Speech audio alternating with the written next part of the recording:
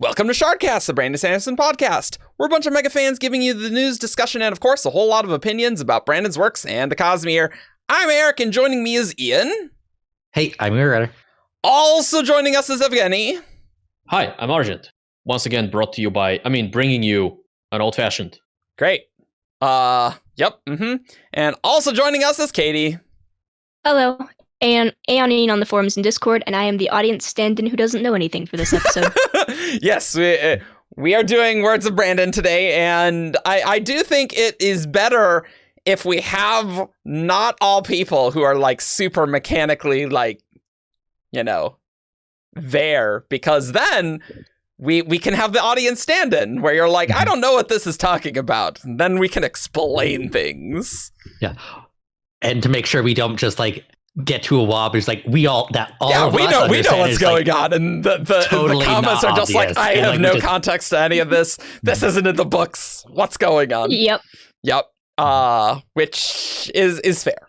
Some of my favorite WoBs are WoBs where both the questioner and Brandon are referring not to something in the books, but in a previous WoB. Yes. And there's this implicit understanding that they both have. Brandon's like, oh yeah, I did say that. That said, Brandon remembering what he said is sometimes a high bar. Okay, so honestly, we have a ton of Words of Brandon to get through. I don't know if, just spoiler, I don't think there's any earth-shattering ones in here, so I don't even know what I'm going to make the YouTube title, but you'll find out because I'll put it there. Mm-hmm. But I will say, we have a crap load of events because we have not done Words of Brandon since JordanCon last July. So this is all the second half of 2021 there. Mm-hmm. And we did probably the most exciting Word of Brandon, and that was the source of last episode, which was all on Odium. So these are all the other ones. Basically, all of February is WoBs. There you go. That's what we're doing. Wobuary. Yeah, that Wobuary. Yes. Yeah. I was trying to do something like that, and I'm not happy with it.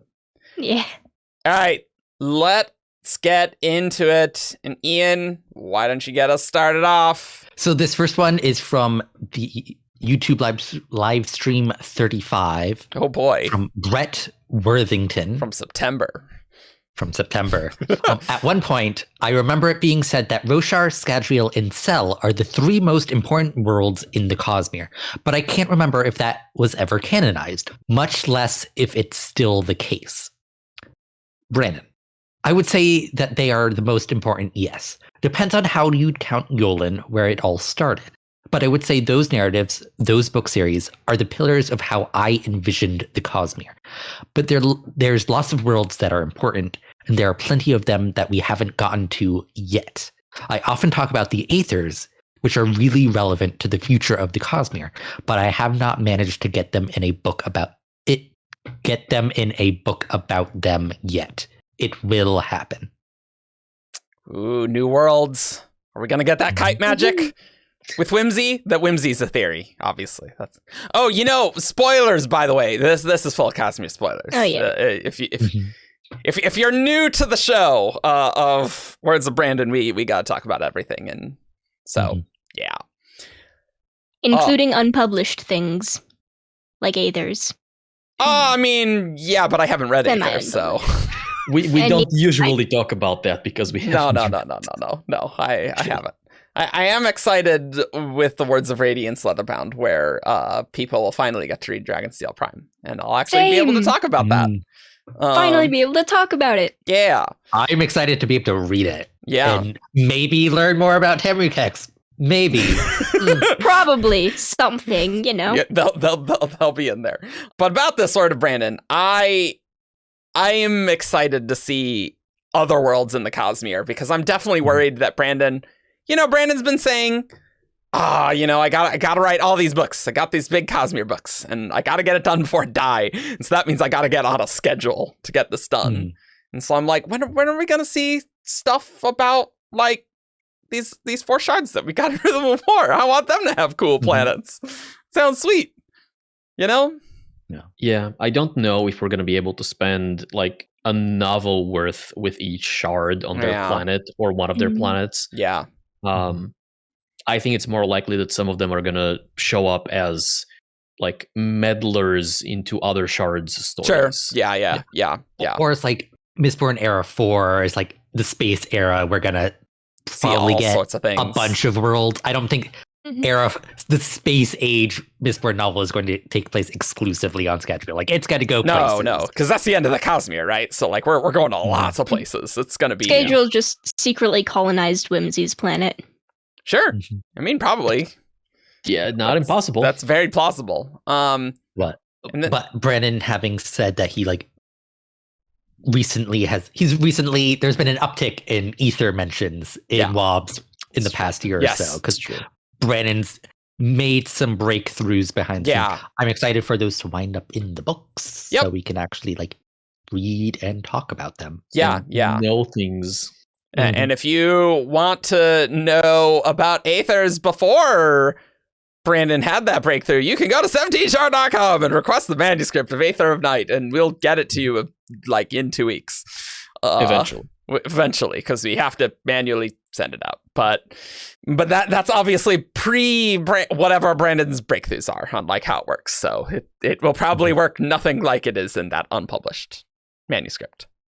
All I know is that there's Amberite, and it has something to do with armor. Let's not spend 5 minutes per wob. Yes. Oh my God. And move on to the next question, which now comes from the fan mayo / Halloween stream. Oh right. Yeah. That Brandon did, and Emily was also there, and they are dorky, and I love them. Haruna Hill asked about why gems crack when Stormlight is drawn out of them quickly. We see that in the prologue of The Way of Kings, and then in a few other places throughout the books. And Brandon says, when Stormlight's coming out, you notice there's the slightest physical presence of lots of Spren, Seons. A lot of this Investiture does have a physical side to it that you can feel. And that much Stormlight coming through, like when it's leaking out, it is generally going through micro cracks in the structure where the crystal lattice didn't line up, or flaws in the structure. I'm not going to finish my sentence because I'm Brandon Sanderson on live stream. And it coming out quickly like that, it's like hitting it with a hammer from inside along those fault lines. Much less likely to happen based on how good the gemstone is. That makes sense. Yeah. It kind of does. It does. And it's one of those things where it's like, I never really thought too much about it. Because like, okay, like that's just a thing that happens. But like the fact that there is an actual like logical explanation, like, is why I love Brandon's works. So I guess with like soul casting, why the gems break in soul casting a lot specifically is like you're getting a lot of Stormlight out super quick, I guess. I think that's possible, yeah. Yep. I guess. So like if it goes slowly, it's kind of like a river that can follow a path, right? But if you just yank the Stormlight out, it breaks. Does that even work though? Because Kaladin just breathes all the partiality, like the Stormlight in their gemstones and their beards. I mean, it's like, I guess it's just more likely to break the more often you do that. Like it's not like pull it out, like every gem is going to shatter. It's just like you keep doing it. It's like it's going to be bad for the gemstone. Well, it just seems like with soulcasters, like replacing the gems seems to be pretty regular. But yeah, probably because it's like being pulled out abruptly every single time. Sure. Okay. Cool. And starts automatically glazing over whenever stuff like this gets talked about, but all of this does make sense. What if we talk about soulcasting? Let's talk in depth about how much we don't know about soulcasting, because that is still a lot. Oh man, I love talking about things we don't know about. Fortunately, Eni, your question is about puppies. Yeah. From the same live fan mail opening, we have Robert who asks, who says, it is established in the Way of Kings that standard shard plate forms to fit the wearer perfectly. Would this work if you put it on a dog or a horse? Brandon says, within reasonable limits, how about that? Depends on the size of the dog or the horse. There are dogs that you could fit shard plate with. There are probably horses that you could too. Emily then says, but there would be axe hounds, right? And Brandon says, yeah, if you brought a dog to Roshar, like, they would call it an axe hound. Nice. And this just makes me envision, like, Radiance putting shard plate on their dogs and bringing them into war with them, and that's amazing. Thank you. That's very plausible. I'm happy with that. I think there's another word of Brandon about putting shard plate on things, and Brandon was like, well, there are some limits. I don't remember where that is in this giant document, but yeah, no, you have your horse all in perfect armor. Easy.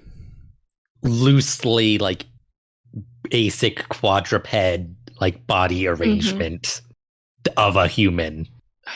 I think it's going to be more about general size, right? I think you're going to struggle putting, a shard plate on, like, a tiny, like, on a chihuahua or something like that. Yeah. That's why you just get Kaladin. You just put a bracer on the chihuahua. And it morphs onto the chihuahua. Easy peasy. All right, now we're getting into FanX. We're still in September, and so there's lots of words of Brandon from FanX. My friends and I have been endlessly debating whether Wit knew what happened to him at the end of Rhythm of War when he said, that went exactly as I planned. If he knew he was going to get duped, or if he got hornswoggled.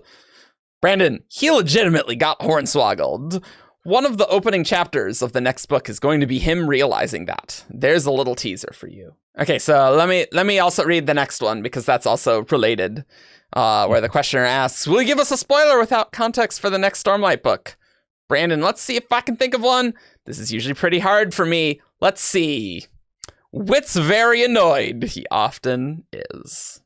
Yeah, actually, I do think he would be very annoyed about being hornswoggled. Yeah, he's usually the one doing the hornswoggling. That's true. That is true. I am very excited to see this scene in early book 5. It's gonna be so good. But he might not remember the specifics as to what exactly happened, right? Yeah, I don't think he would. No, he's probably not, right? I think the way this is gonna play out is Design is gonna say something, and is gonna be like, wait, what? That's not how things went down, and they will come to realize that something went terribly wrong at some point. He'll notice that some of his breaths are missing. Notice maybe that there's something of a weird blank spot in his memory. Oh no! Oh, you can always tell when Brandon has decided this is the thing in the next book, and now I'm gonna blab about it. And it's like, what's gonna be annoyed? I've determined this is going to be one of the opening few chapters. Somewhere in there. I'm so excited for Stormlight 5, guys. It's going to be so good. No kidding. It's going to be great. The next question from FanX is, are the intents of all the shards related to the individuals who were involved in the Shattering? Brandon. Related to slightly, but not as much as you probably would think. Yeah, by the way, if you ever ask Brandon related to, Brandon's like, well... Technically. Everything is related in the Cosmere. Like, in the spiritual realm. It's in the same universe. Yeah, they're related. Related. So not as much as we think. Yeah.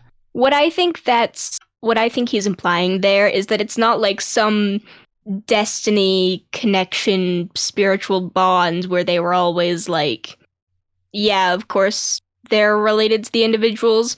It's more like maybe, for example, Addie took up Ruin because he was kind and he was like, I don't want anyone else to have this.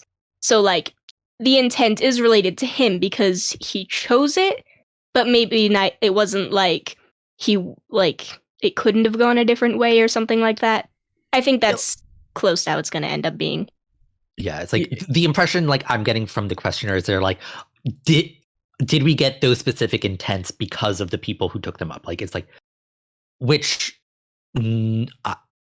No, because it's not like Atium took up a shard and it became the Ruin Shard because that's who Ati is. Right. It's like Yeah.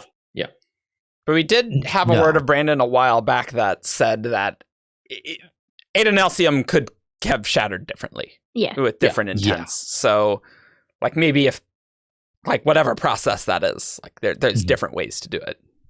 Yeah. But it's not like the shards didn't get their intents from the vessels, I think. What he's going for here. Yeah. Laris was not known as some great preserver or something like that. Mm-hmm. We'll see eventually in 3 decades. If we're lucky. Speaking of Yolen, where the Shattering took place, somebody asks, what are dragons like? One of the 3 sapient races on Yolen. Yes. And Brandon says, in the Cosmere, they are sneaky and long-lived. Ooh. Will they have wings? Chimes in another question, and Brandon says they do have wings, depending on what form they're in. They are natural shapeshifters. And our first questioner follows up with, are they cognitive shadows or are they people? And they're people. Dragons are people. This is discriminatory against cognitive shadows. Some cognitive shadows are people. Or are they magical constructs? Magical constructs can be people. Can they, though? They're just the echoes, and they think that they're the real people, but they're just chunks of magic that happen to think that they think.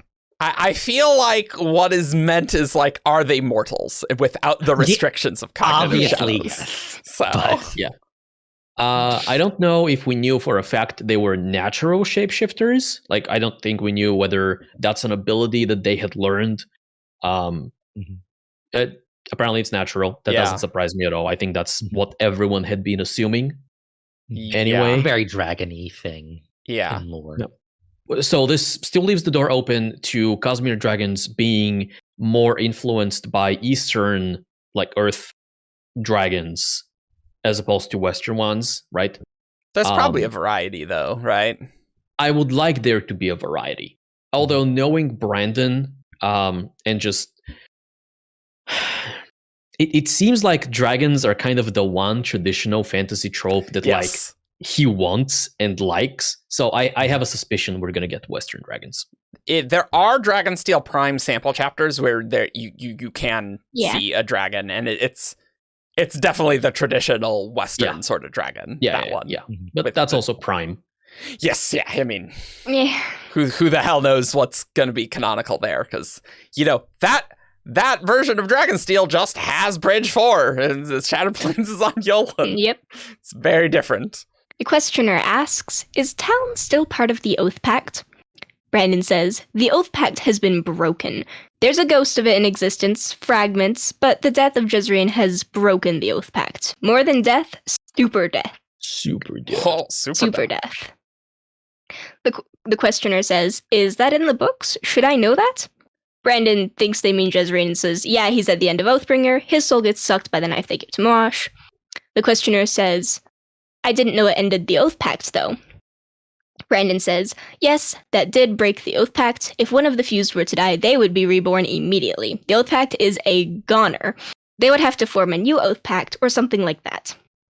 The questioner says, before it was broken, was Talon still involved with it? And Brandon says, yes. That's very interesting because, like, we see Dalinar touching Nail, and, like, there's still the, like, I super guess that's weak the strands. ghost of it. Yeah, I that guess. Yeah. Brandon is talking Right. about. But The also, like, corpse of the Oathpact. when he says if one of the fused were to die, they would be reborn immediately, it's like, but they're still, like, respawning back on Braze. Apparently, because that's So- what happens to Lesian, and it's like, Yes, and they need to be and- brought back, yeah. Say, I have a noob question. Okay. Is the Oathpact the thing connecting the heralds? And is that the only thing connecting the heralds where they can, like, sense each other? Is that what the Oathpact... Is that what's doing that? that's what we thought was doing that. As far as we know. Mhm. Okay. And that's what we are saying that Dalinar saw, specifically? In the present time? As opposed to a vision of the past? It has to be the present time because he sees only 8 other links. he doesn't see a line to Jezrien. Mm-hmm. Okay. Alrighty. Just making sure that I'm not missing anything big there. Yeah. It is very interesting to me that Brandon says if one of the fuse die, they would be reborn immediately, because he seems to be saying that as kind of a follow-up to the Oathpact. The Oathpact is broken, therefore the fused would return or get reborn immediately, which conversely suggests that if the Oathpact had not been broken, they would not be able to come back immediately. Sure. Yes. Right. And so I know we've on multiple episodes in the past, we've struggled with the idea that during past desolations, like what stops the fuse that get killed on Roshar from just coming back? And so maybe there is a provision in the Oathpact that doesn't delay their return from Braze to Roshar, it delays their respawn on Braze to begin with. Possibly. But like I feel like it's Brandon has described like the mechanism that stops the fuse from returning to Roshar specifically is like all of the heralds are supposed to die and go back to Braze as well to like hold them there. Apparently Ishar did something so that only Taln had to do it the last time, but oh, and we also know that Lezion has actually come back like within the same desolation, most likely. Well, but also Leshwi came back even before they killed Jezrien at the end of Oathbringer. Like, because Moash killed Leshwi, right? Yeah, but like Everstorm's also weird. yeah, it's like because like we've also been attributing a lot of like the fused respawn weirdness to the Everstorm. Yes. So it's just like because the think this is a lot Stormfather of, says that they don't go back to Braze, right? In that Oathbringer chapter 39. Yeah, I think this is like because we still haven't gotten like the backstory of the heralds and the Oathpact is like we still really don't understand what it does. Really, like we've gotten a lot of pieces and like not all of them seem to fit together.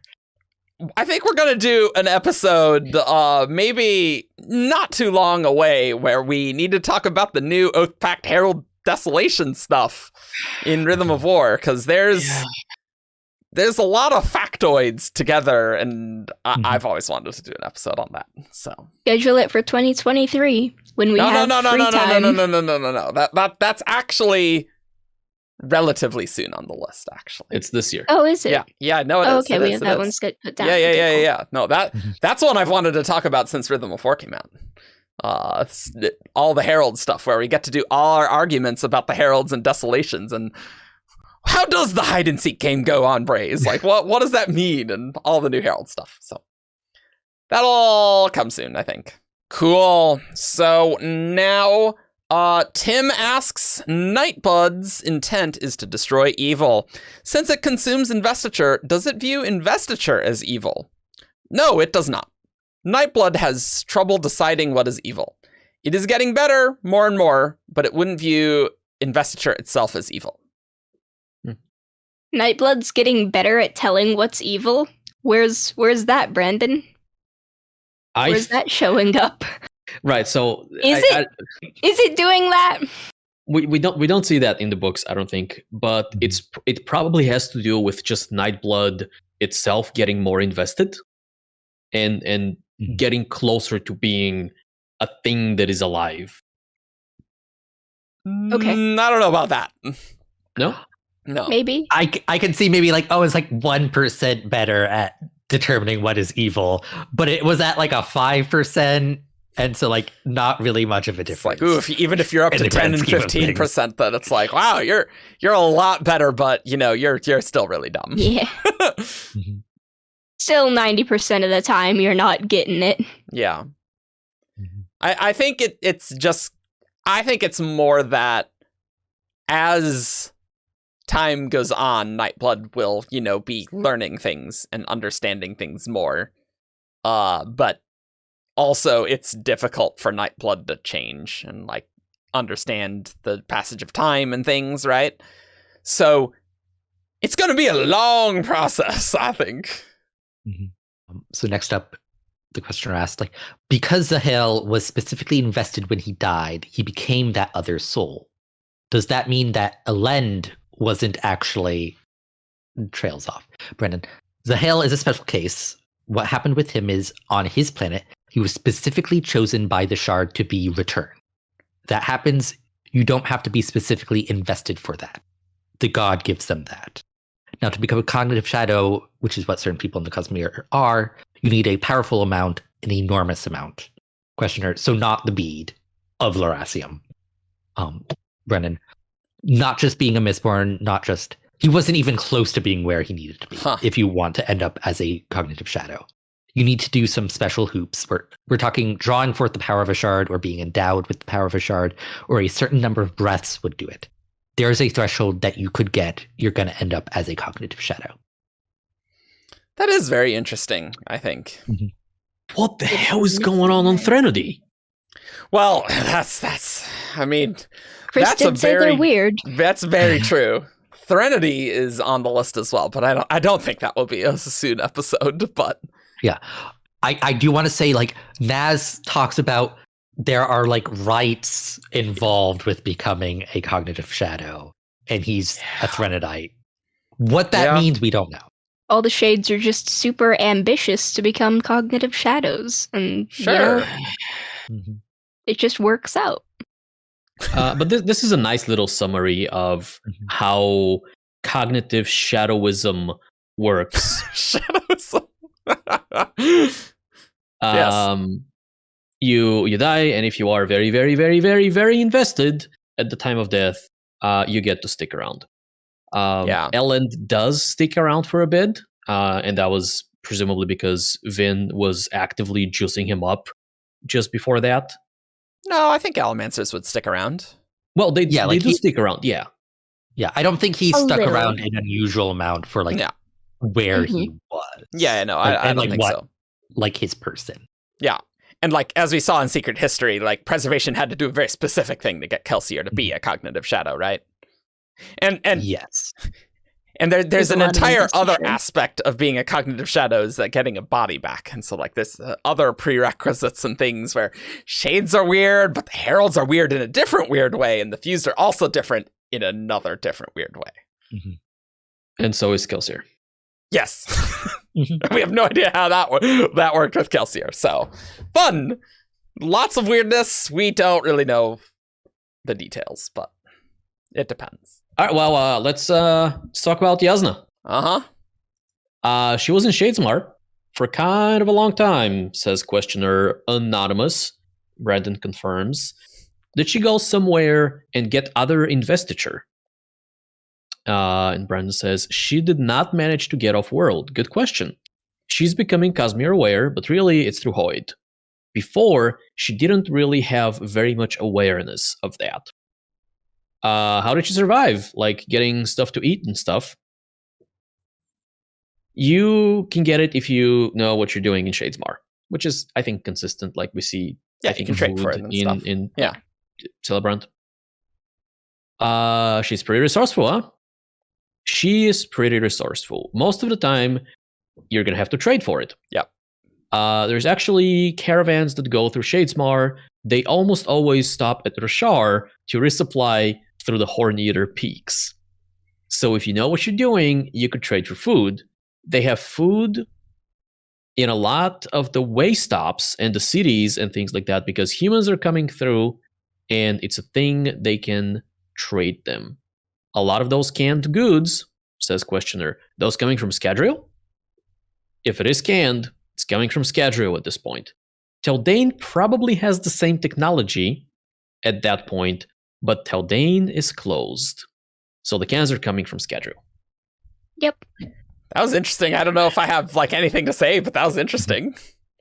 Yeah, just a lot of neat things, right? Yeah. So like that implies that like the perpendicularity on Scadrial is open and known. It's not hidden away somewhere.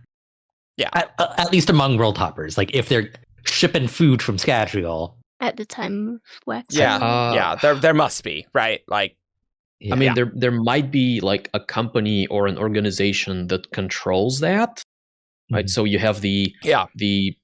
Jezrien Mercantile Exchange, and there's 17 is a terrible number to use as a random number here.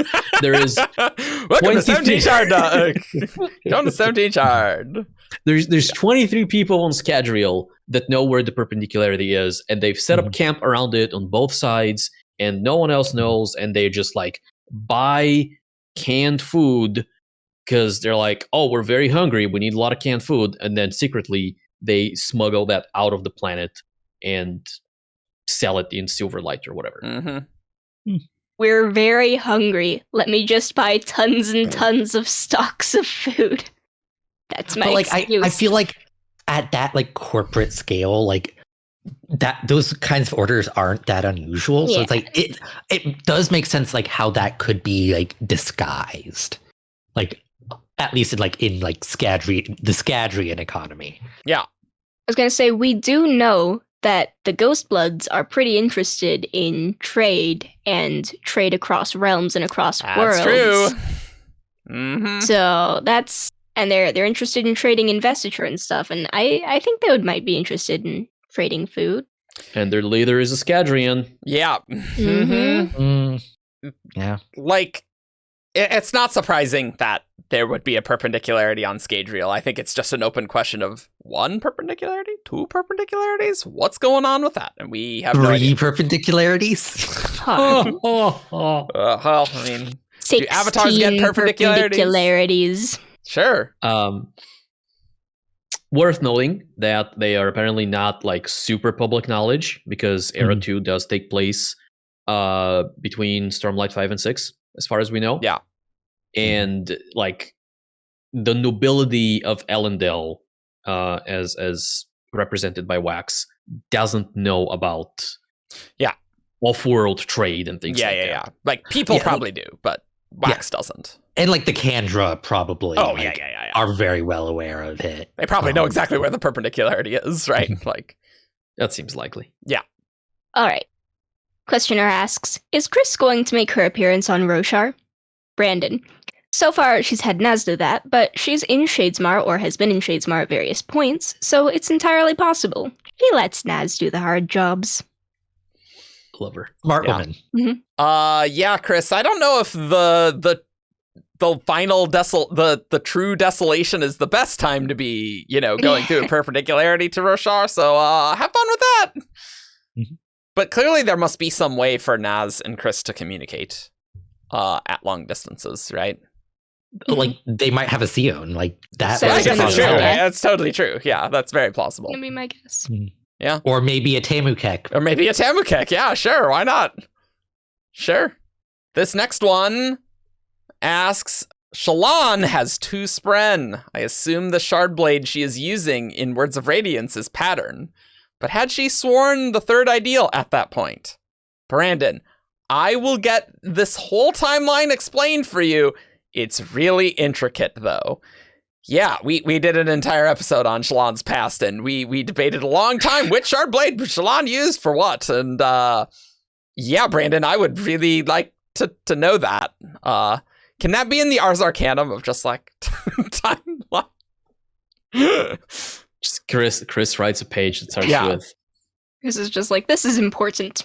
Shallan Devar, very important person on Roshar, but boy, does she have a confusing past. Yeah, I'm glad we will get it explained. I'm still worried it's not going to come together. Yeah. I'm legitimately worried. I am looking forward to that. Good luck. And the medallions diagram thing, whatever. Sure. Just those 2, Brandon, and Nalthus essay. Just that's Nalthus the essay, Holy yeah, Trinity. of course. What's that cognitive anomaly? Yeah. Until we think of another thing. Yeah. This next questioner asks, like, does Investiture exist without connection? Brandon, yes, but it's very hard to make. You see them making it in Rhythm of War. Some shows up in the next Wax and Wane too, but it's a process to make it. Huh. So this is very interesting to me. This is one of my favorite questions in this whole thing. Okay, do explain. No. Okay. Um, All right, next one. Investiture without connection. So this has to be talking about how Navani puts void light in vacuum and manages to isolate the void light from Odium's tone and rhythm. Somehow. And then somehow Science. Magic science. Mm-hmm. And then is able to reconnect capital C the light to Odium, but like in a but upside down. With a different upside down. Yeah, she reverses the polarity. Yeah. Right? Yes. Sure. So I'm really curious whether anti-void light is still connected to Odium, because I feel like it has to. Like I feel like Investiture, or at least lights in this case, has like 3 different ways of being connected, right? You have the regular connection, which is void light. You have unconnected or disconnected light, which is it is still Investiture that came from Odium, but it is not at this moment connected to him. And then you have the anti-void light, or the anti-Investiture, which is once again maybe connected to the parent, to its shard, but that connection has a different shape. Upside down or reverse direction or whatever. There's definitely a reference to pure unkeyed door here. There Later is. in this. There is. There's we'll a couple of places. In this episode. What does it mean? What does that mean? Okay. What is because it's like, what does that mean? Because it's like, I don't think like you can turn Stormlight into anti-void light. So it's like, yeah, right. Yes. So it's like, even though it's like it's getting like unattuned to honor and like reattuned to honor, or like any given shard, it's like it's still part of like it's still connected though, like because it's still like well, maybe like it's more of a lower C connected, right? So yeah, if honor's Investiture is squares and Odium's Investiture is triangles, you can't turn squares into triangles. You can recolor the squares in different colors. You flip the triangle upside down. Right, but it's still a triangle, right? Yeah, sure. I mean, if you put 2 triangles together, it makes a square. Okay, that's depending on the triangle. We're getting into Investiture molecules here. Let's not go there. Oh God! Yeah. Oh, that's horrifying. That thought is horrifying. So I wouldn't be able to. Yeah. So I think there are 2 properties, at least, that are relevant to this, right? One of them is the inherent which shard does the Investiture come from, and the other one is which shard is this Investiture connected to, or rather, how is this Investiture connected to its shard? Yes. And so you can play with the second one, and maybe you can play with the first one, but we haven't seen an example where that is possible. Usually when we talk about converting like breaths into Stormlights or whatever, we are talking about not directly converting breath into Stormlight. We're talking about converting these 2 into fuel that somebody can use. Sure, right. Yeah, or like fueling other magic systems with like power sources that weren't necessarily designed for that. Yeah. And so maybe it's possible to... So here's the thing, right? I think if you can convert the Investiture from one shard into another, that is starting to approach the realm of like shard assimilation. Yeah. Oh my God. Because the end game of that is you turn all of ruin into preservation, right? And me, I'm like, I just don't think that should be possible. I don't think that should be like allowed to happen. And I think I agree. Whether or not I want it, but I definitely think it's possible. I don't think that's like too weird for you to be able to unkey or whatever, unkey the investiture and make it just Careful like with that word. your Unkey. investiture. Are we really unsealing the investiture? Right. No, but this is actually an excellent point to bring up, right? Yeah. Medallions.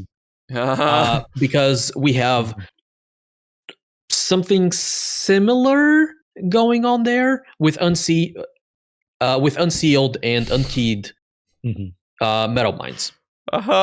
Yeah. I mean, those words are there, kind of. They are there. Yeah. At least unsealed is not in the books, but it's WoB. It's in one book. Your book. It's in one book. Signed in your book, but not text in the book. No, maybe right that's not such a great example. There. Sure. Yeah, that was a narrative book. God, investiture molecules, that is a terrifying thought. And well, like, but that's what harmony is essentially, right? Piece of ruin investiture and piece of preservation investiture, and it's intermingling. Yeah. And they are harmonized, and I mean harmonized as in like synchronized. They are the same way that you have a hybrid rhythm in Rhythm of War. Harmony is exactly that, right? Yeah. I hate this. I hate this. Like, that makes perfect sense, but I don't think it's like, you can't make ruin into preservation. Like, you can like combine it, but you can't make it a different thing, because like that different thing is fundamentally different. I think I'm with you on that one. All right, maybe it's time to move on from Yeah. Well, I mean, I guess we'll learn something in the next Wax and Wane, apparently, somehow. Apparently. Okay. Let's not get any more confused by that. Although this is really interesting to me, and go to a place where there's no confusion whatsoever. None whatsoever about what happened or anything. Yeah. On Threnody, is it possible for non-intelligent creatures to become shades? Don't we see one of them? Do we? Not sure. I don't think so. Theopolis. I knew you were going to go there. Ooh, Shadows for Silence jokes. Put your comments below if you remember that Theopolis is a character in the Cosmere. Put your comments below. Do you know who that is? I'm curious. Just yes. Anyway, is it possible for non-intelligent creatures to become shades? It is possible. It just doesn't happen natively. What rights are you talking about, Naz, with shades? That's really interesting. I want Dust Brigade. Give me Dust Brigade. Yeah. So combining this with the bit from like Naz referring to rights. Yeah. So what does he say? He says that they're proper rights that must be performed or observed for somebody to become a cognitive shadow. Think so, because like he's getting like persnickety about Kelsier just becoming right. one. Yeah. Yo, it's like this is not the way to do it. So is that a reference? So what do we think? Is that a reference to him going, without the proper rights, people turn into shades, which are not like proper cognitive shadows? Or is he saying that the rights need to happen for people to turn into shades to begin with? So I have the quote if you want it. So Naz says, "One doesn't merely decide to become a shadow. Please make that with the Boromir meme." Just like, I need that in my life. Yeah. It's an important right with requirements and traditions. This is a bother. That's what he says. Okay. So One I think doesn't I'm merely leaning towards decide to be a shadow. I'm leaning towards the first one here. Shards decision. Ooh, capital D. We should do a podcast on that. A Shards decision, capital D. Mm-hmm. We know so much about it. Let's get 60 minutes of content out of that one word. That's not going to be half Shards version 3.0.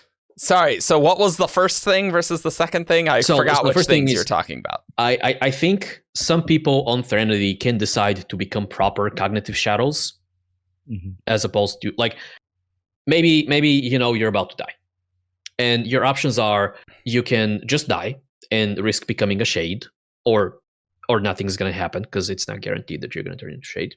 Or you can undergo some rites that guarantee that you will not become a shade. You will become a full cognitive shadow, and you will remember who you are, and like you will be aware and stuff like that. I guess. God, I'm so confused with these. I wonder if there's ever anyone who doesn't want either of those options and is like, kill me with silver or kill me with aluminum if I'm dying. But like, it only happens in the forests of hell. Like, what is going on here? Oh, that's true. That's weird. Because I mean, well, we don't know if like that would have happened in the homeland, but they just left because it was bad there. Well, the evil was there. Well, the evil was there. I mean, it doesn't sound nice, but like, it doesn't sound like shades are there because they named the other place hell. Yes. Oh my god. What is going on Threnody? My brain jumped to the entirely wrong homeland. Because I'm reading Hero the of Condor Ages. homeland? Yeah, It's just like, wait, how is that relevant? Yeah. The homeland with What's the Odium. happening over there? Let's get Odium into this. That The will really clear trustworthy- things up on Threnody. I mean, Oh, there yeah. was a point in time where I'm like, it was a big question of like, what is Sazed doing with the extra ruin, like in Oh Harmony? yeah, I'm like, throwing it in maybe Threnody, making that's shades. maybe that's Sure. like- evil. Maybe I he's remember putting it that. directly into Nightblood. Easy. There's Great. no There's a mercy. fun Nightblood Next. question later. Yeah. Next. Little Moss asks, what question about the Cosmere does Khriss most want answered? Brandon says, she would want to know what happens in the beyond, followed secondly by, how can you get Stormlight off of Roshar? Khriss Ghostblood confirmed. I don't know about that. I find the first part more interesting to me than the second Yeah. part, because to me, this potentially says things about Chris's character, that she's Yeah. interested in life after death, in the potential of it. Maybe Mhm. she wants to know about specific people. Maybe she's just curious about these things that no one knows and no Yeah. one really can know. As opposed to just like, well, yeah, basically everyone wants to know how you get Stormlight off of Roshar. Anyone who's a They world just- hopper yeah. is like, I'm very interested. Yeah, I agree. And Khriss is such a mechanics focused person that like, yeah, she'd probably want to know like, what are the mechanics behind like those souls leaving? Because like I could clearly see what's happening, right? In the cognitive realm, right? Yeah. All right, so the last FanX one that we have, obviously all the WoBs are in Arcanum. You can check them out. We got to be really choosy when we're doing an entire half of the year here. Mhm. I was just wondering if there's anything you can tell me about the Dustbringers. Brandon, let's say that the Dustbringers have the most variety among Knights Radiant. Them and the Will Shapers would be the ones that, personality-wise and things like that, you're going to find the most diversity. Dustbringers are famous for not agreeing with one another about almost anything. Yeah, maybe that's another reason why they couldn't rename themselves to releasers. Probably because a ton of them are like, I like it this way. We're called Dustbringers. Yeah, no, it Like, to be actually honest. probably. I'm Yeah. very, very excited to see more Dustbringers and Will Shapers like interacting with each other like that. Mm. Because as we've gotten it so far, the Lightweavers are not all the same, but pretty similar. The Windrunners think pretty similarly. It's a lot of like the same kinds of. I want to see different orders interacting with each other and conflicting, but I want to see different orders disagreeing on how to go about their own work. I think that's really interesting, and I really want to see that. Yeah, that's going to be very interesting. I mean, I don't think we're going to get much of this in Stormlight 5, but like in the back half. Not front half, probably. Not. Yeah, no. Like, Yeah. I feel like at this stage, we're kind of wrapping up Windrunners be sort of the main dudes, right? And the Lightweavers being And the main dudes. Lightweavers, yeah. Yeah. And I mean, makes sense. Like, Brandon's got to come to a conclusion with Stormlight 5, and then we'll get plenty more stuff. Also, Brandon can't write about Dustbringers because he'd have to figure out what Division does, but I'm sure he's thinking about it with Seth's book in Stormlight 5. Hope so. Maybe Neo is just not going to teach him until the back 5. What a troll. That would be horrible. That would be awful. So that wraps up FanX. We're actually surprisingly making good time. That's actually great. Yeah. now we're going on to the Dragonsteel Minicon in November, where we have lots of things, but I do want to mention an important thing that basically all the words of Brandon from like now on are going to be paraphrased, unless it's like a public Q&A or something. Yeah, we do have like 3, which Yeah, are we have a like few that signed aren't. books and stuff Yeah. like that. Right, yeah. And then we know exactly the question and the answer. And the reason is just that we just can't put recorders on signing lines to get this, which, to be fair, recording laws, yeah, that makes sense. to be honest, that makes sense. That doesn't mean words of Brandon are going away. It just means we're back in 2012 era where, people have to report their own words of Everything Brandon. is paraphrased. Yeah, we were fine then. It'll be fine. So that just means we can't nitpick Brandon's phrasing because we will not know Brandon's true phrasing. So Yeah. we'll have to try and understand the intent, capital I, of Brandon, ahead of the time. But so this first one, it is verbatim. It's from a signed book. Yep. From this guy named Lou Stare and Telescope. Oh, who's that Weird guy? name. Who's that guy? Weird I don't name. know. It's supposed to be That person. Telemon. I know. It's like, are the Aethers native to multiple worlds? Brandon. Currently, no, but they have spread and they claim to be not from any world. What does it mean to be native to? What does that They mean? claim? Is that like divergent or convergent evolution? Like, how can they not be from a single world? Silverlight. Yeah, like I feel like it's just like it's Cognitive not like realm. Nice. more like are any of the shards like I mean, yes, they're from Yolen, but like But is Adenasium from Yolen? Like, not really. exactly, Right. like is Adenalsium from a shard? Is Adenalsium from a shard? Is Adenalsium from a world? I'm keeping that in. Yeah, right. I don't like, know. So like I Yeah, I guess. feel like it might be a similar thing where it's like they're not like, even if there's a main Aether world, like it's not like this is the home world of the Aethers. It's just like, no, this is just where like a lot of Aethers are, but it's like they don't like, we're not from here. Like we're like from all the Cosmere, like we are amazing. I guess we don't really know what the We have no Aethers are. idea. Yeah, I was gonna say this would be a lot easier if we knew what the hell the Aethers were. Yeah. In the Aether, in the original Aether manuscript, there's like a lot of weird stuff of gods, but I'm not. I don't know if they're shards or like. I don't know what's going on. It's so hard to read Common these. in Brandon's early works. Yeah, like It's what is like, are happening? these gods shards? We're not sure. It's nice to have more Aether lore, and I think there's a couple Yeah, more. we're like following. tripling our Aether lore here. That's true. Yeah. By the way, the only time Aethers are mentioned in books is just you got the Aether out of that clothes? Oathbringer. Oh, but Oathbringer? weren't they mentioned in the Rhythm of War Ars Arcanum? Because like Foil wanted to know the secret of the Foil, Aethers. yeah. Oh, yeah. I was interested in Yeah. the Aethers. So I think that's sorry. We've only doubled the amount of Aether information that we know. I mean, there's been other WoBs. Was it like? Well, never mind.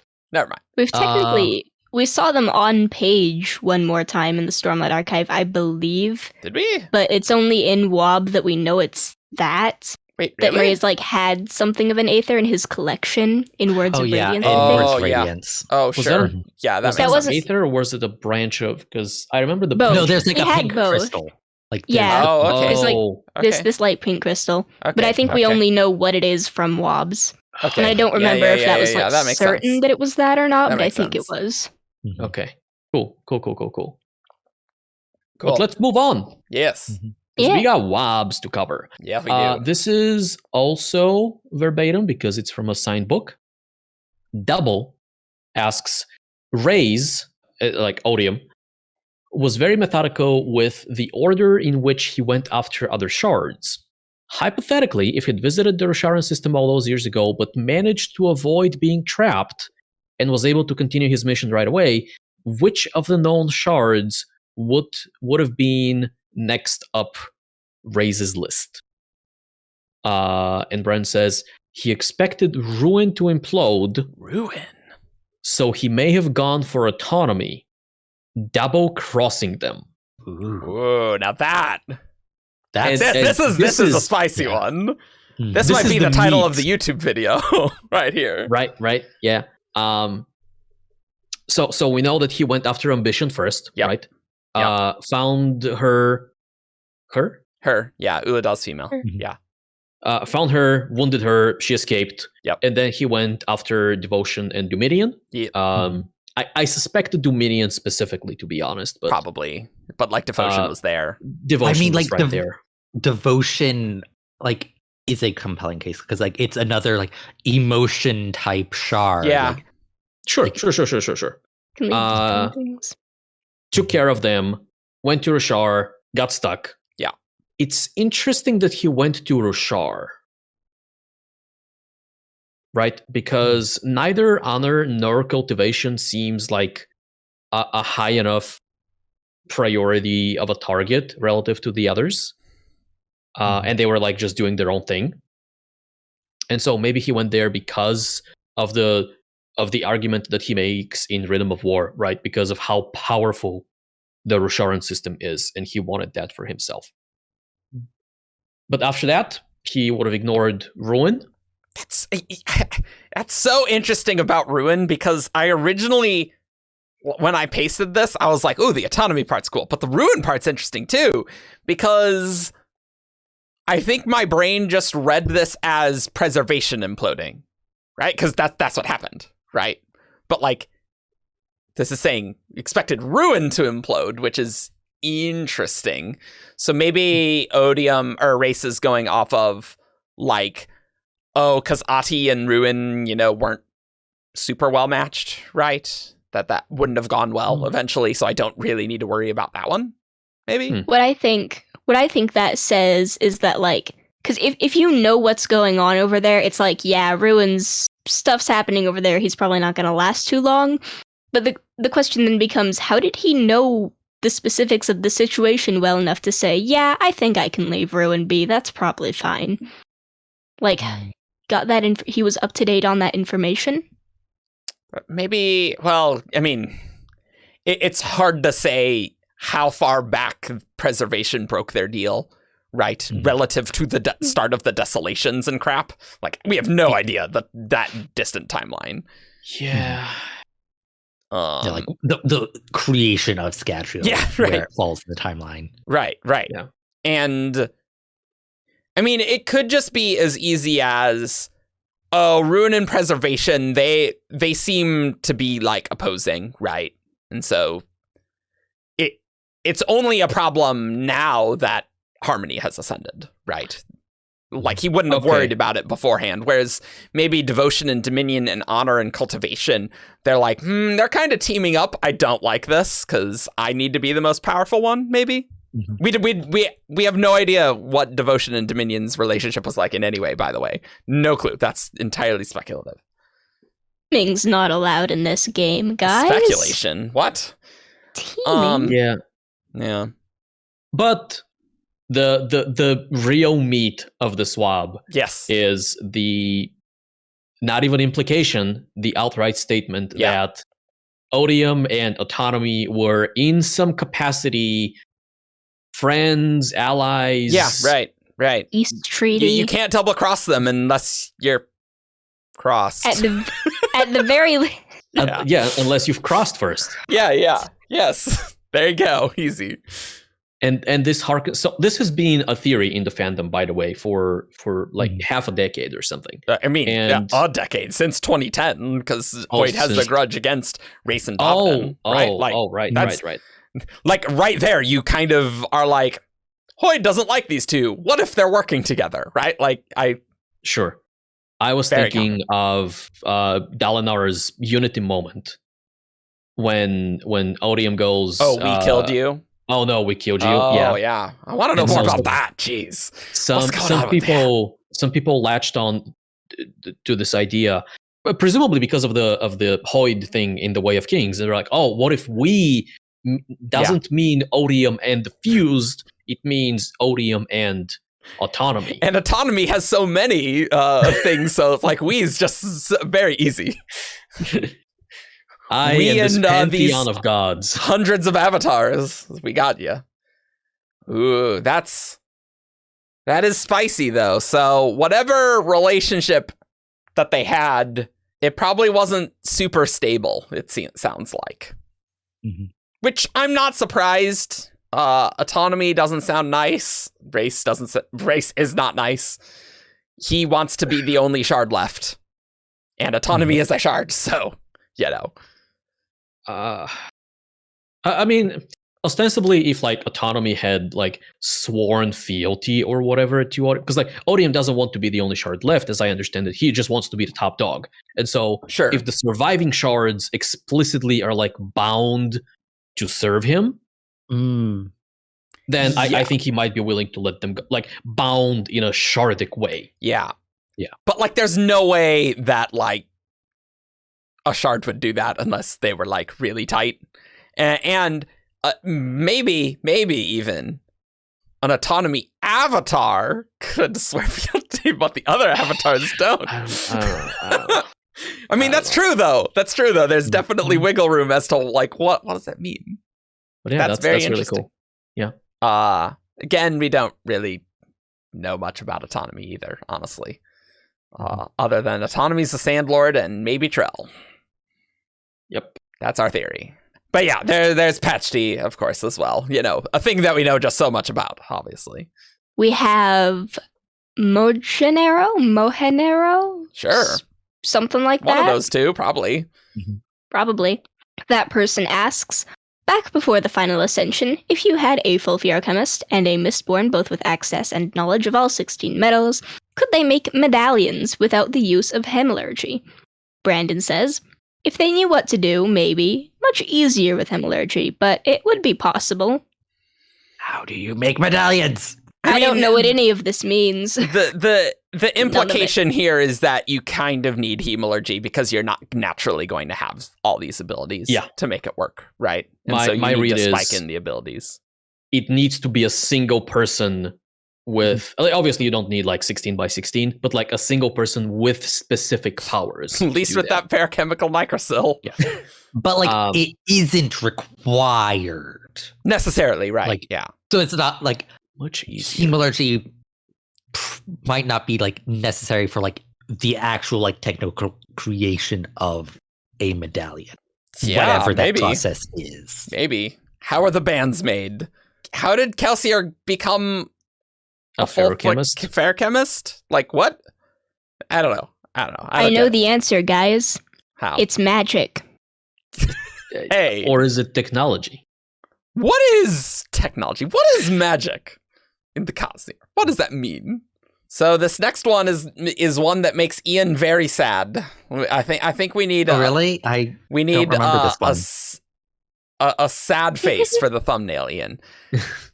Vetter Linge asks, is there more than one dragon amongst the shards? If so, how many are there? Brandon, only one dragon right now as a shard. Sorry, Ian. You cut out there. Oh yeah, Yeah, I didn't hear what you said. Well, your endowment theory's ruined. In other words, endowment's not a dragon. No, it's just Brandon's allowed to be wrong. Like, I'm like, but like, no, legitimately, I do hate this WoB. Like, it's terrible, and like, it's just bad. Like, why would you only make one shard a dragon? Like, why? Dragons are cool. Let there be more than one dragon as a shard. Like, Brandon, like, no. Bad, Brandon. Yeah, that is interesting. You could argue that for whatever reason, dragons were not interested in the plot to kill Aiden Alcium. Oh, you meant that plot? Yeah, that plot of the Shattering, right? Maybe they were loyal to Aiden Alcium or whatever, right? Like that would be a very easy explanation. They disagreed with the premise, right? And Cultivation Corvelium of Ast was the only one who was like, But what if we kill them, though? Things could change. Those extra 4 shards that we haven't seen, we don't know that they are all humans or Shadel. Well, right. this one is saying there is only one dragon. Well, I'm saying That is a things can shard. change, right? Because those other 4 are not, like, we haven't seen them on screen. Like, we haven't seen endowment. Like, I still think endowment and autonomy should be dragons because it's just a better story. This is just making the Cosmere less interesting, is my opinion.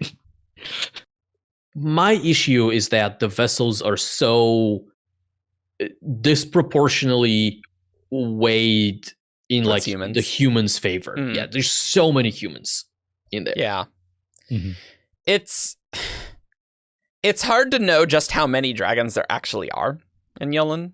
Like, they could be very rare, right? Like, we have no idea. Like, if there's 10 dragons, you're not going to get a lot of them going on with this plot to kill God and ascend themselves, right? Yeah. So it is a little tricky, but yeah. As much as I enjoy seeing you suffer, Ian, but I do agree. Like, there should be more than one dragon as a shard. Like, come on. There's 3 races, there's 16 shards. We can, like, get 2 or something. 2 or 3. Yeah. And, like, I just, like, I would have rather Brendan just rafoed this question. Like, I don't, like, why would you answer that? Like, you Just he still knows have the answer. shards to put on the screen. Yeah. It's hard to know what Brandon's plans are with dragons, right? And so I don't know. He clearly has ideas on what he wants dragons to be. Anyway, I'm sorry. I do think one of them should have been a dragon. Yeah, it's just like it's one of those things. It's like, really, like moving on. So let's leave Ian to stew in his. But no, legitimately, I did purge this WoB from my memory until like scrolling through the document like 5 minutes ago. I'm like, oh yeah, that's a WoB. The anti-WoB. It's like, so this is the point where things are paraphrased from here on out. Yes. For Minicon. Yes. Yeah. These aren't in order of anything. If we find another one that's verbatim, we'll say so. It's all on screen. It'll say paraphrased on screen. So, listener asked, could a Lightweaver make a black hole by compressing light? Brandon, beyond the power of the average Lightweaver. Good. Hoid does like playing with fire. He should not be a Lightweaver. He's too close to various things that happened with Dawn Shards. He should not be a Lightweaver. He is playing with fire. And there is another, Hoid should not be a Rosharan and Yolish Lightweaver, as it is getting too close to something related to Dawn Shard. These last 2, by the way, the seemingly 2 answers from Brandon, they're just coming from 2 different reports from 2 different people who were at the event. Gotcha. Huh. It's what individual people reported interpret from Brandon's response. Yes. In there. Yes. So clearly, Hoid is doing something with the way that he is mixing light weavings that is putting him in the neighborhood of the Dawn Shards. What does that mean? This makes thank you for some asking. sense to me, but I don't remember. I feel like I've talked about this on a previous episode, but I think what's happening here is that the Dawn Shards represent fundamental, commands, obviously. Sure. Yeah, I mean, yes. But on a less specific level, they represent fundamental things, ideas, principles, whatever. Like the idea of change, for example, or bettering oneself, which is a more specific version of change, is what we see with Risen, I think. And I think what's happening here with Hoid is that he is getting too much access to this fundamental idea of illusions, deceptions, lies, change. Like, I don't know which idea he's getting close to or which dawn shard he's getting close to, but he's approaching something. I don't know about that. I'm more reading this as just because he was a dawn shard that there could be some dangerous things because of that. Like it's paraphrased, so it's hard to say. But It's like hard to I think say. I'm more with Argent because Okay. like I think it's like kind of like resonances where like two abilities kind of Okay. blend to make a third one. So it's like two illusion magics like are like developing into something like more fundamental almost. Or the It's like overlap is a core. The overlap, it's like filling in some missing pieces that should be missing in those magics, more or less. Okay. Yeah. So I don't think. it's dangerous territory. Let's talk about more Yolan stuff that we don't understand or know Great. anything about. Perfect. Woohoo. Mail Me asks some version of, we know Rosharan Lightweaving is similar to Yolish Lightweaving. Hey, it's like we planned these. And we learn in Rhythm of War that stone shaping may be a gimped version of, I always struggle with this word, Microkinesis. microkinesis. I always want to put the stress on the I, like microkinesis. And I'm like, that's not. I mean, I don't know. Brandon pronounces things weird, but I say microkinesis. Yeah, no, this mean, makes sense. It's kinesis, telekinesis, Yeah, yeah, yeah. microkinesis. Okay. Mhm. Maybe I'll remember it from telekinesis. Mm. And we learn in Rhythm of War that stone shaping may be a gimped version of microkinesis. Are there other surges which are modified versions of Yolish magic? And Brandon confirms that there are. And I shake my fist! Because we've established that bondsmithing is a thing that geez. exists in some Right. form on Yolan. We have. Yeah, of course. Was it? Is that what they said? I mean, it's been implied it was a thing on Ashen. Ashen. I don't know if it was a thing on Yolan necessarily. Well, no, but in my head, Okay. Oh, okay. Just so we're clear. I mean, it's really hard to say how much magic Yolan had or has now. Like, we've no idea really at all what the magics are like on Yolan at all. Presumably, microkinesis is going to be there, whatever that is. But yeah. like, there could be a bunch of magic systems. There could be, I don't know. We have no idea. I can see Surge Binding specifically having more overlap with Yolish magic systems because one of the ideas behind Surge Binding is that they are kind of like the surges are kind of like fundamental forces. And so I think some of what was magical on Yolan would have propagated as this is what magic does, this is what magic is fundamentally. And so that would have reflected a bit on Roshar. This one's from my good friend Windlerunner. Love it. Mm-hmm. You were at this con, right, Kadie? I was. Yeah. I didn't end up asking any questions. I stood in the line and then didn't make it, but Oh, sad. yeah. But a bunch of friends got to ask questions, so that's Nice. cool. Nice. So, Windlerunner says, so Renarin or Renarin is not a normal truth watcher. Whether you want to use the term corrupted or enlightened, is he the first of his kind? And Brandon says, yes, he is. But what It's about very the good to know. small? Yeah, The small emerald. the small emerald.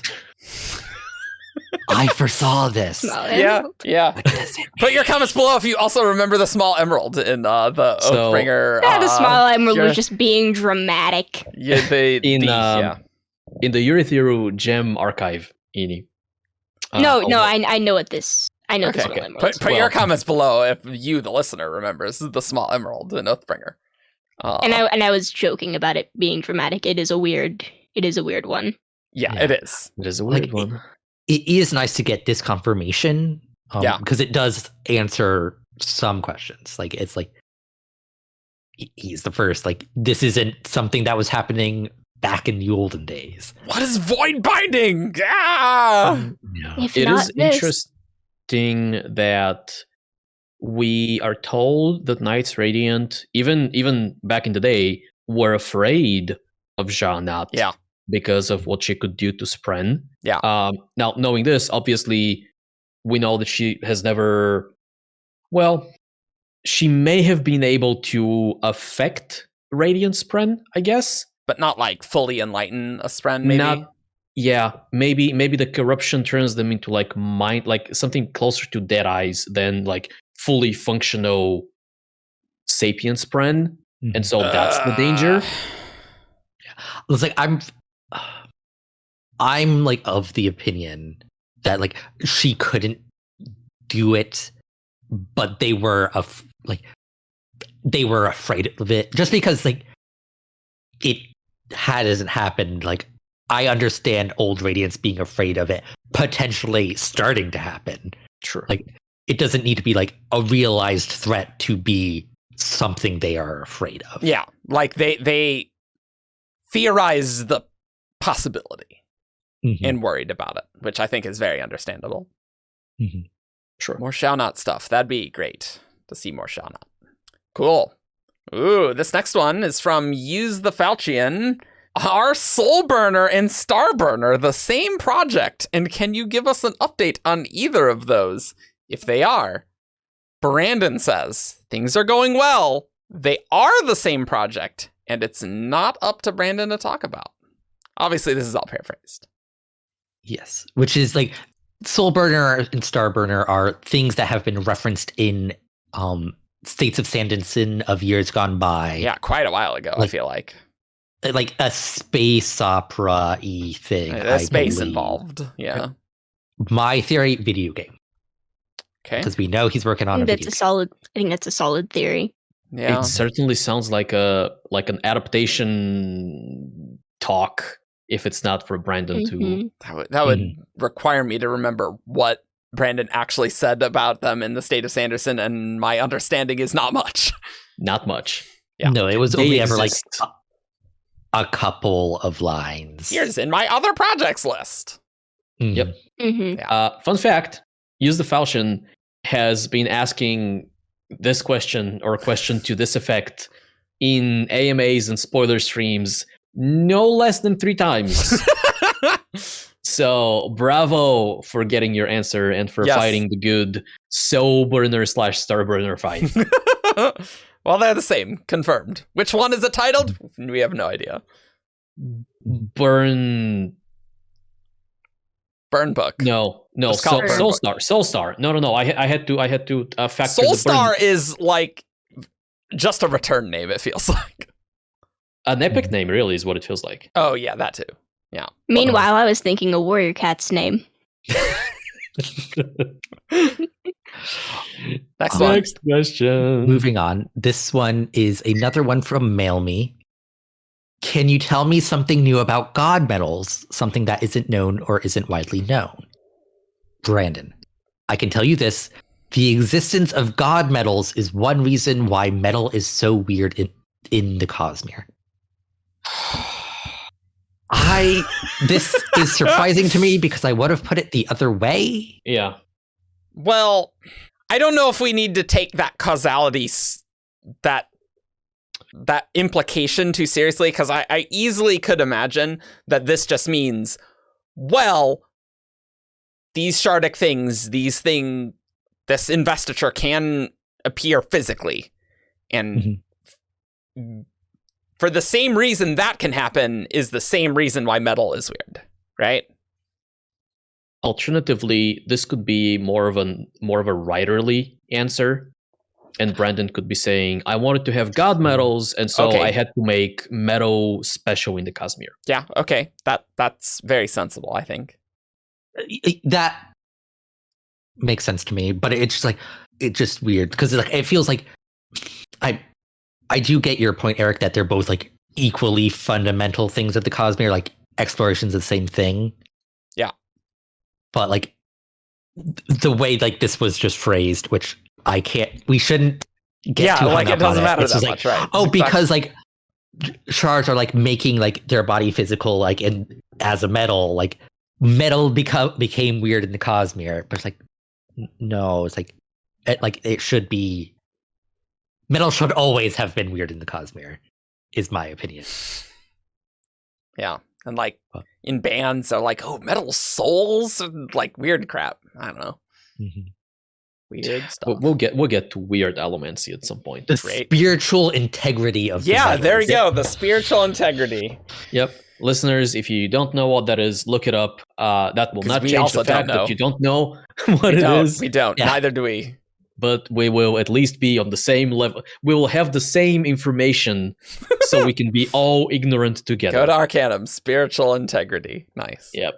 The next question answer actually comes from a couple of different reports, but it all sums up to Isaac, Dragonsteel's art director.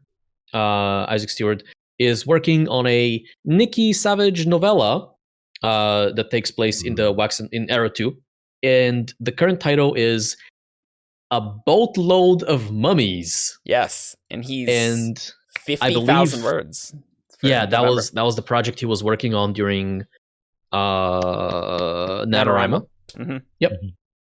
I am very excited to read that because Nikki Savage is great. And Isaac says that he's like at the end of NaNoWriMo, he's like, I'm not quite halfway there, and I thought I could get this done in 60,000 words, and it's 50,000 words thus far. So Isaac's, taken after the master, Brandon, Yeah. So we're probably looking at like Alloy of Law sized story. Nice. Which, great. Brandon did say that Isaac has permission to write in the Cosmere whatever he wants, because Isaac's just been involved in the Cosmere for so long. So Lady Lameness, otherwise known as Jess, the wife of one wonderful person here. Yes. I believe this one is not paraphrased because it was from a signed book. It's in a book. It's in her so we know the wording. She asks, there's a scene in Read Dawn that has overtones of Kimmelin being gay. Is Kimmelin canonically queer? And Brandon says, yes.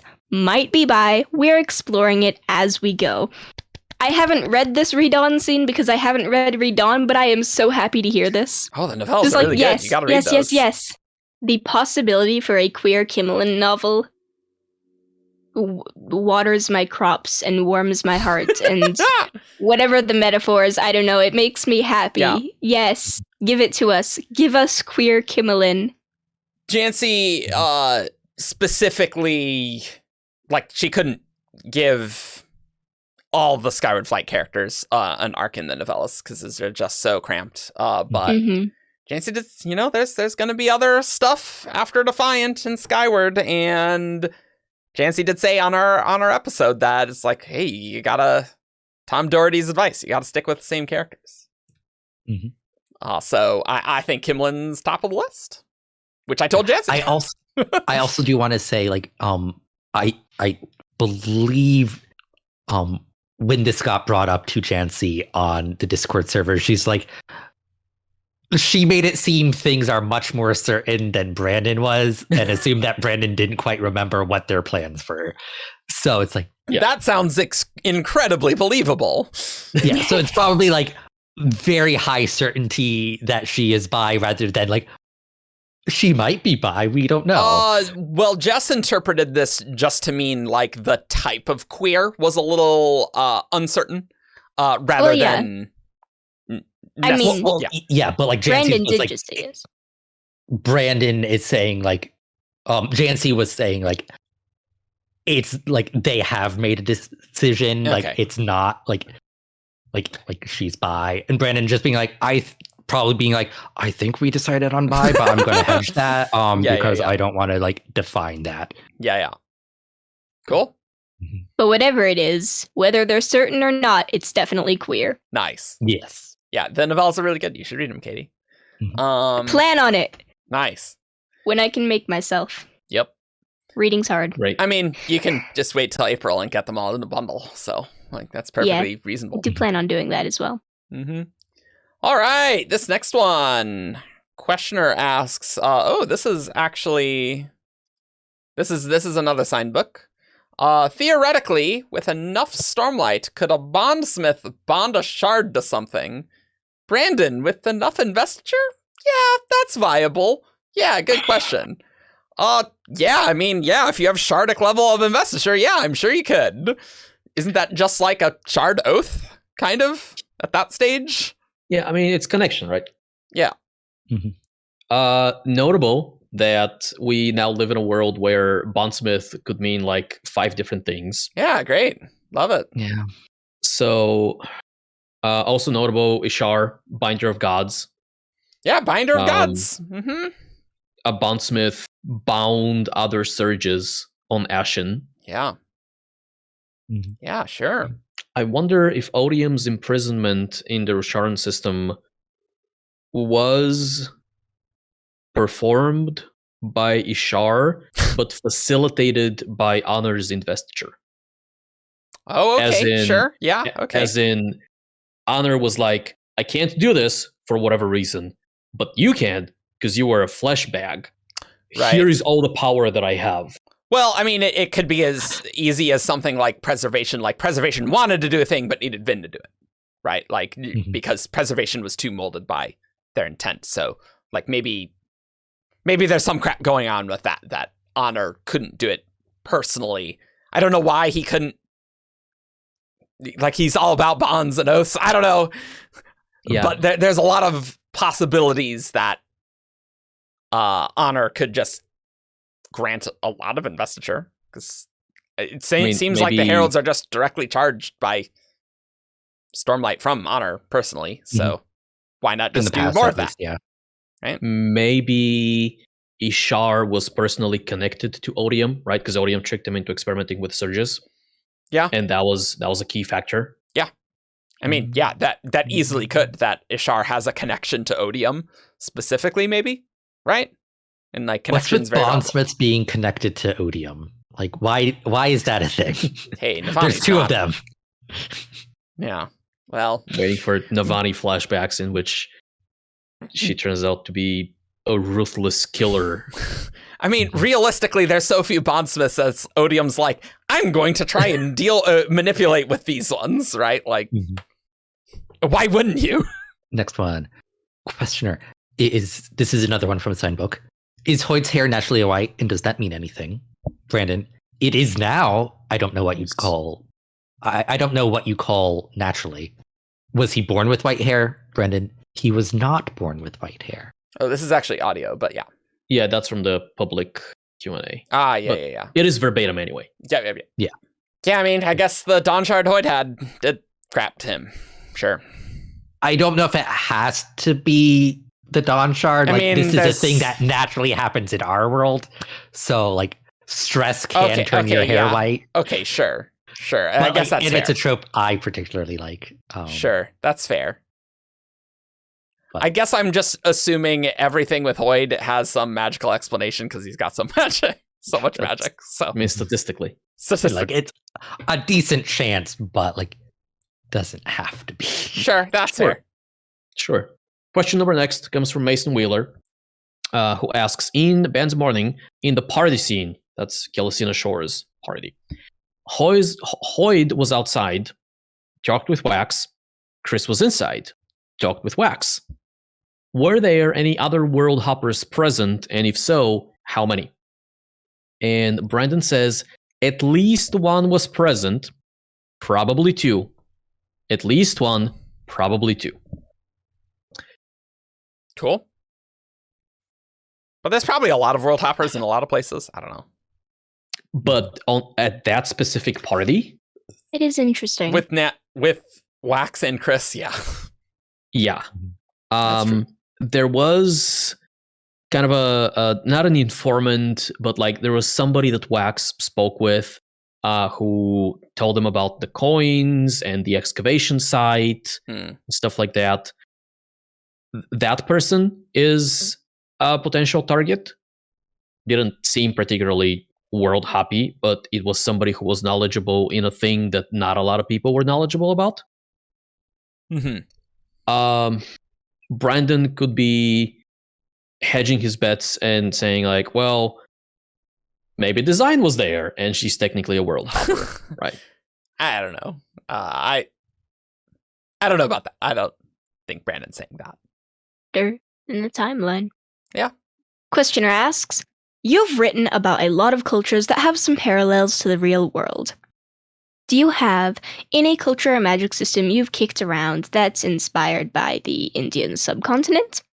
And Brandon says, I do actually. Thank you for this question. You should be very interested to read The Lost Metal. There's a world hopper on the Lost Metal, or in the Lost Metal, from a planet with a culture inspired by the Indian subcontinent. Nice. Just We're cool. just getting lots of Lost Metal clues in this one. I love how Brandon's like, I've been looking for a reason to share this information. Thank you for asking. Yeah. Mm-hmm. Yeah, it's like he's written the book. So now he wants to talk about it. Now he wants to blab. I can't think of if we know of any. I don't think we know of any worlds where that might be. We don't have any more information along those lines. No, I don't think so. No, it's not something we've seen. No, certainly not something we've seen. But I'm thinking like it's either something brand new, or it is the third continent on Cell. But that's true. But a lot of people Empire. suspect that one is going to be Africa inspired, not India inspired. Right. Yeah. It'd be somewhere on Nelthus. There's a lot of Nelthus we haven't seen. It's true. Yeah, that's possible. All right. This next one is paraphrased. Are Amiens descendants of humans and honor spren? Brandon. No, but the reasons they can change shape are related. Do we know the reasoning why honor spren can change shape? I mean, they're cognitive beings. They have. Yeah, I feel like Perception it's less changes. that they're related, though the blue skin thing is interesting, I guess, right? Mm-hmm. But I feel like it's more just two things going off the same principle, and like one's more cognitive and one's more physical, what's right? going on. And so, Yeah. I think that's what this is. It's just like what are those shared principles? I think is the interesting here. Yeah. Right. It's gotta be something with like a strong cognitive aspect and perception. Maybe Curse of Kind, because that's a weird thing in the Cosmere, in Curse of the Kind. Shadesmar too. It's the Curse of Kind. What do you mean? How about Shadesmar? Well, the shadows, at because least. Shadesmar, your shadow goes the opposite way. It goes towards light, just like the Curse of Kind. Is the Curse of Kind why the shadow goes in the opposite direction for Axes? I'm pretty sure. Yeah. I can't remember. I want to know more about that. Brandon remembers It's another the Curse weird thing about Amiens, Yes. at the very least. Yes, like a not similar such a connection to kind. Shadesmar. So, like, I suppose there is room for the Sia to be related to Spren? Like, again, like, that's not what I think this is going for. Like, I don't think they're, like, actually related to Spren, like, Yeah, sure. genetically. Sure. But, like, them also, like, having a strong cognitive aspect. Sure. Potentially Sure, being sure. involved.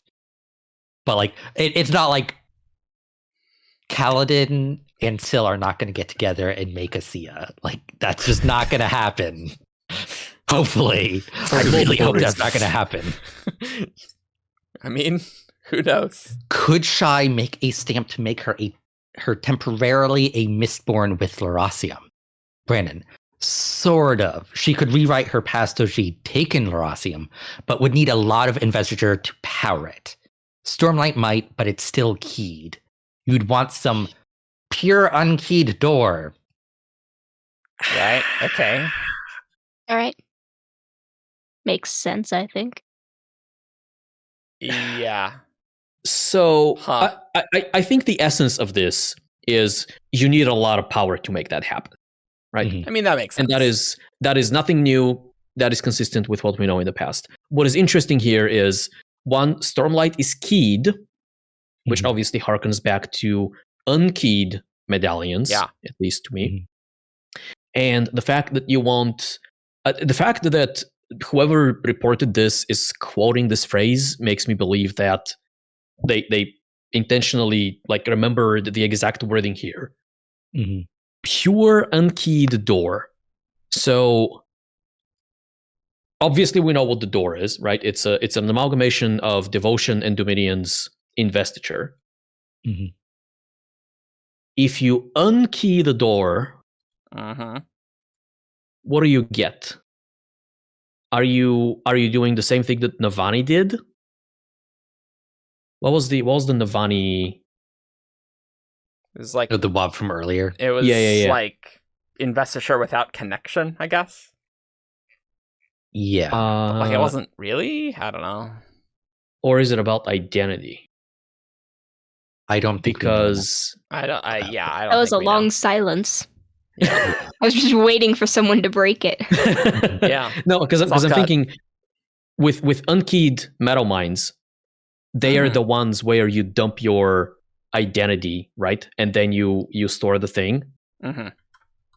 Yeah, I don't think Brandon is putting that much thought into his use of keyed here. I definitely, definitely. I don't think we can go too far in depth on theorizing about his Other choice of than words there's this apparently exists, right?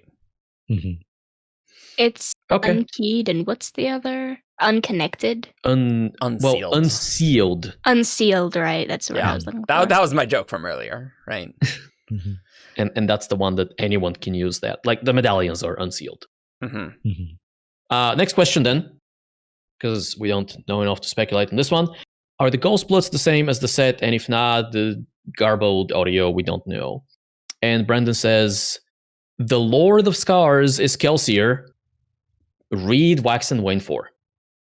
Hmm. Okay. All right. Well, I'm excited. Neat. Sounds like there's going to be some Lord of the Scars in Wax and Wane 4. We're getting on a lot of Lost Metal stuff in this. Because Brandon's wrote the book, so he's probably excited to talk about it. Yeah. Great, this question's great, and I know all the words in it. All right. Alrighty. Questioner, and this one, mechanics question. this one is paraphrased. Someone says, "There's a wob you can split at metal." Very, very heavily paraphrased. There's a wob that you can split at metal. Rhythm of War, anti-void light creation. Is that how? Brandon's like, that's on the right track, but not exactly. There are multiple ways, some less dangerous than others. That theory could be less dangerous. The questioner goes, could you do that to a shard blade? What happens to Spren? Brandon goes, you'd have a hard time doing that. It would be like cutting off a person, like what a shard blade does to a soul. Not happy effects could be done. So I think why this is paraphrased is because this is the spoiler Q&A, and Spectral Lamina is literally like trying to transcribe as much as as possible. So that's fine. Mm-hmm. Thank you for doing that. Yes, indeed. So splitting at metal. Okay, Is is that this similar to anti-void light creation?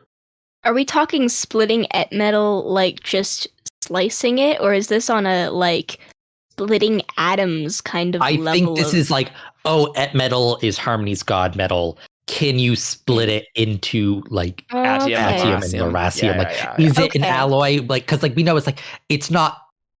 It's a weird thing where it's not technically an alloy, but okay. I would not. I did not go into that question thinking that's what this meant at all. So thanks for the clarification. I was nice. Yeah, I think going into the shardblade thing is shardblades are a mixture of honor and cultivation's investiture because that's what Spren are. I thought this was a can shardblades cut this question, and I was like, no, completely different kinds of great. Yeah. Which it makes sense. You can't split the metal of a shard blade into base components because it's a person. Mm-hmm. Yeah, it's a person now. Yeah. There's other things making sure it kind of sticks together. Yeah, you are definitely killing the Spren if you somehow manage to do that, right?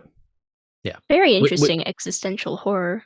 Yeah. Humanity Mhm. too. Which is why Brandon compares that to a shard blade cutting a person, right? Because when shard blades cut people, they do so on a spiritual, like you are performing spiritual surgery with a chainsaw. Mm-hmm. Mm-hmm. It's not happy effects. Mm-hmm. No. So this next one is talking about Teravangian in the diagram.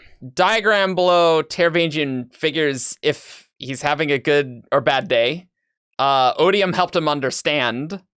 This is heavily paraphrased. But does Teravangian now follow the diagram?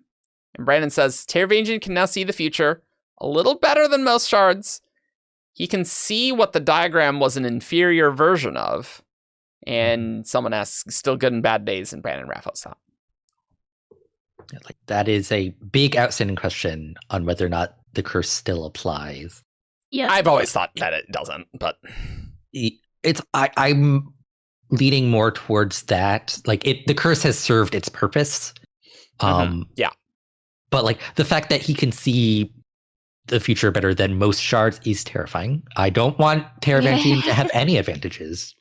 Yeah, no. As a shard. It's not gonna. No thanks. Yeah, it's not gonna go well. What is interesting to me is that Odium thought, Ray's Odium thought that Teravangian's ability to see the future, quote unquote, was it didn't involve fortune and it did Or not access involve to the spiritual realm. the spiritual realm, Mhm. right?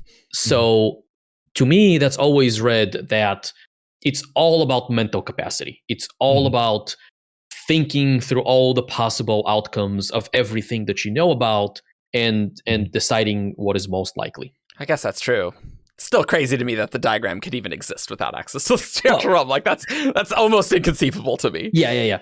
Mm-hmm. But what is interesting to me here in relation to that is that Teravangian can see what the diagram was an inferior version of.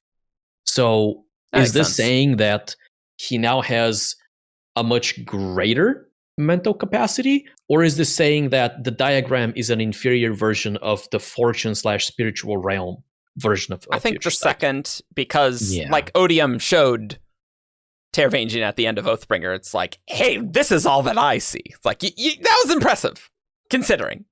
But look how much more expansive I can see things. And so that's probably the same thing, right? Sure. This next one is from Kyrodi. Shards can't break oaths, including future vessels. Is harmony bound by ruin and preservation's deal? Brandon, it is fulfilled. Perception matters. Shards can break deals, but others can take advantage. Would be very dangerous.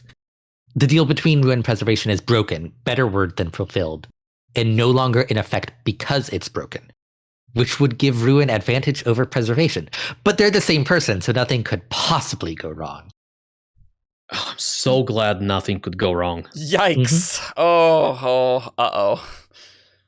Mhm. That's not good. Preservation. Oh. That's very interesting. And Ruin just needed the Atium, I guess, to take advantage of that, I would assume. Yeah. I'm very interested to like figure out the shard mechanics of like how specifically the shards can take advantage of broken oaths and things. Because like we've heard it, and we've heard how like, oh, if Odium broke the deal, then like cultivation could strike and things like that. Mm-hmm. Yeah. Like, what does it mean to strike? Like, was preservation, like, would Odium expose himself to being splintered? Is that the danger here? There's a lot of the mechanics that we don't know how it works. I would imagine we're going to see that happen on screen at some point with the shards, right? Yeah, like it's one of those like fuzzy bits of the Cosmere that is just like it's kind of like standard fantasy, like because like this like makes sense for a fantasy thing, like you make an oath and you break it, like that's a bad thing. But like it's not like, how do you explain that within the crunchiness of the Cosmere? Yeah. But well, there's nothing confusing that. with Ruin's imprisonment in Scadrial. Nothing confusing whatsoever. It's like, yeah, the whole imprisonment, like it's weird. So weird. And I like that weirdness. I like that not everything I like it too. is broken down. Like that, like you need to be a shard to be able to like conceptualize what's actually happening there. Yeah. Okay, let's move on to, oh boy, more Aether stuff. And Hoid stuff. And Hoid stuff. Hoid is his own level of dangerous. Any rivals to his ambition and power?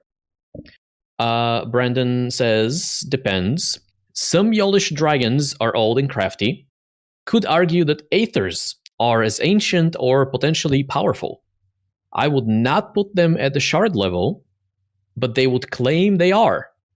There are some other characters, but none on Hoid's level.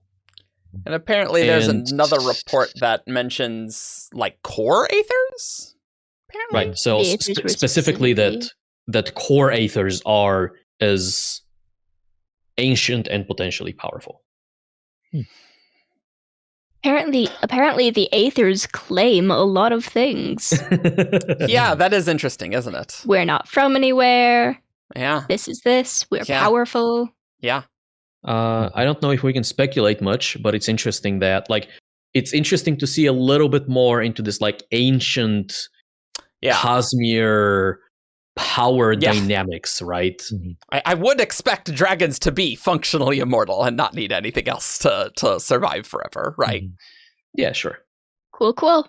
Can Wax talk to Harmony from another system, like another planetary system, via earring? Theoretically, yes. Which is interesting. It's cool. That's some Bluetooth. Yeah, I never thought of that, but that makes sense. I wouldn't think that would be a worry. Presumably, Harmony having capital C connection with the individual probably helps because just Harmony couldn't talk to everyone with a spike across the entire Cosmere. That seems a bit implausible. So I guess there's some interesting stuff here. Boosts your signal, I think. The communication happens in the spiritual realm, I think. Sure, probably, maybe. Right? I imagine what happens is when Wax dials in Harmony, it is going to Harmony who is in the spiritual realm. Otherwise, it would take like light years or whatever. Yeah. That's neat. This next one. Ooh, Tien stuff. Love it. Yeah. Tien was going to become a Lightweaver. That is true. What lie was attracting the cryptic? Brandon, Tien was hiding the belief that he was not a good person. He knew people saw him as a burst of sunshine, and he didn't want them to see differently. I love tropes like this, where it's like, ooh, people think, other people perceive that person as like so happy, but like having, their own issues deep down that other people don't see or recognize. So I dig that. That's good. And I want to point out, this mob is making me tear up right now. Yeah. Tien is just a sweet boy. Yeah. Yeah. Not just that he has the issues deep down, but that he doesn't want other people to know he does. He wants them to keep seeing him as the sunshine. Yeah. He probably knows that Kaladin relies on him like that. Yeah. Oh, absolutely. And it's just like, oh, baby, it's okay. Oh. Yeah, because like it's not a selfish thing that he wants to be seen like as a good person. He's like, like me being seen as a good person is helping them. Like I don't want to ruin that for them. That's such a good like Lightweaver concept though, of just like that sort of lie. Like that's really interesting. And Brandon murdered him. Yeah. Yep. He is super dead. Thanks. Oop. This adds a lot of depth to Tien's character. Yeah, it really does. Really we didn't have as much before. But don't worry, we can see other weird visions of him. We'll get it makes me sad because like we're not going to get like Tien. So I'm just like, don't tell me more about Tien. I'm just going to want like more Tien. Yeah. No, people have wanted to know. Fiction. Yeah. This next one. Can you leech or nitro burst a Farouk Mist? Brandon, yes. Only while tapping? Brandon, probably. There were a lot of, just like in this set of WoBs in this episode and the next episode that we'll be doing, a lot of stuff on leechers. Like the leeching makes sense, but the Nitro Burst doing a Duralumin thing on Ferrochemy is kind of crazy, Yeah. Because Macroburst is Drownman. You're just doing it on someone else. I think Yeah. I think that is going to be very similar to compounding. Mhm. Probably, yeah. Right. So you're tapping health and somebody's giving you an infusion of power to power this health that you're tapping. So option A, it either just consumes your metal mind immediately, or B, that other person is providing power from preservation through their own Nicrosil to fuel your gold burning at no additional expense to you. This just makes me imagine the Lord Ruler. It's like, ooh, I'm gonna Duralamin my compounding. Ha ha! Take that. Just like double it up. This isn't even my final form. No. Yeah. It presumably wouldn't do anything if you do it on yourself. Well, I mean, not Nicrosil, but Duralamin, yeah. Oh, yeah. Sure, Right? why Like, not? like, if you are the Lord Ruler, then maybe, yeah. Yeah, but like, shove that age in there. Sure. yeah, it's the weird thing where it's like, Maybe he wouldn't want to the burn mechanics of this are Duralamin. interesting. Maybe he wouldn't want to burn Duralamin if he's always tapping age. That probably sounds like a bad idea. If, Yeah, like that- it affects metal bad. minds. Yeah, but he's tapping ferrochemical age. Yeah, but like if Duralamin always triggers on a magic that you are Um. currently using, then that's probably not the best plan for the Lord Ruler to do. You want to draw that out slowly. He's powerful enough that he doesn't even need to touch Duralamin. Instantly Wait, a baby. Do we know Duralman does amplify Fearchemia as well? No, I don't think we knew this before. I think this is new. Yeah, But but like, like if- if Nicrosil can do it, Then then Drownman would have Duralamin to, should right? also be able to do it. The implication is Nicrosil is essentially you are applying Duralumin to someone else. Dude, Okay, yeah. wouldn't it Right, be so I had the wrong cool metal. to have a Duralamin Nat, but is a twinborn with a ferrochemical power? Would that not be sweet character? Ooh. Nice. They hide one of their powers so that people Nice. don't. They're just like, yeah, I'm a gnat. It's useless. And then they come out with the twinborn. Or, It's like, yeah. Or they hide the Nat part and they're like, oh, I'm known as this, but then they have that secret advantage. I'm just a oh regular man, fire soul. interesting. this is something I might have to steal this character This idea. is a great idea for a twinborn So many ideas I character. want to write. That is a very cool combination, but I don't know. I don't know if Brandon has the full leeching Duralmin Nicrosil stuff all hashed out with all these. But that would be cool if it does work that way. That'd be very cool. Cool. Let's go to the next question, which Mhm. is about Kaladin. Mm-hmm. And it asks whether Kaladin's eye change in Rhythm of War is due to the investiture he's using. And that is at the end when he is about to give up and his eyes turn yellow. Right? Yeah. Mhm. And Brandon says, no, it is not because of the investiture. It is because he is in dangerous territory. Presumably connection to Odium, because he's going off the Probably rails, something like that. Probably. But this puts a lid on the idea, I think, that he was being fueled by void light or like Yeah, pure right. Odium investiture or anything. Yeah. That's not what's happening. This feels like so you know how Brandon likes to make corrupted things and evil things red? Uh-huh. This feels like that, but not about evil and corruption, but about succumbing to Odium. Mhm. Like Versus more honor or thematic, something. like Yeah, it's thematic. visual representation of a thematic thing. Mhm. Yeah.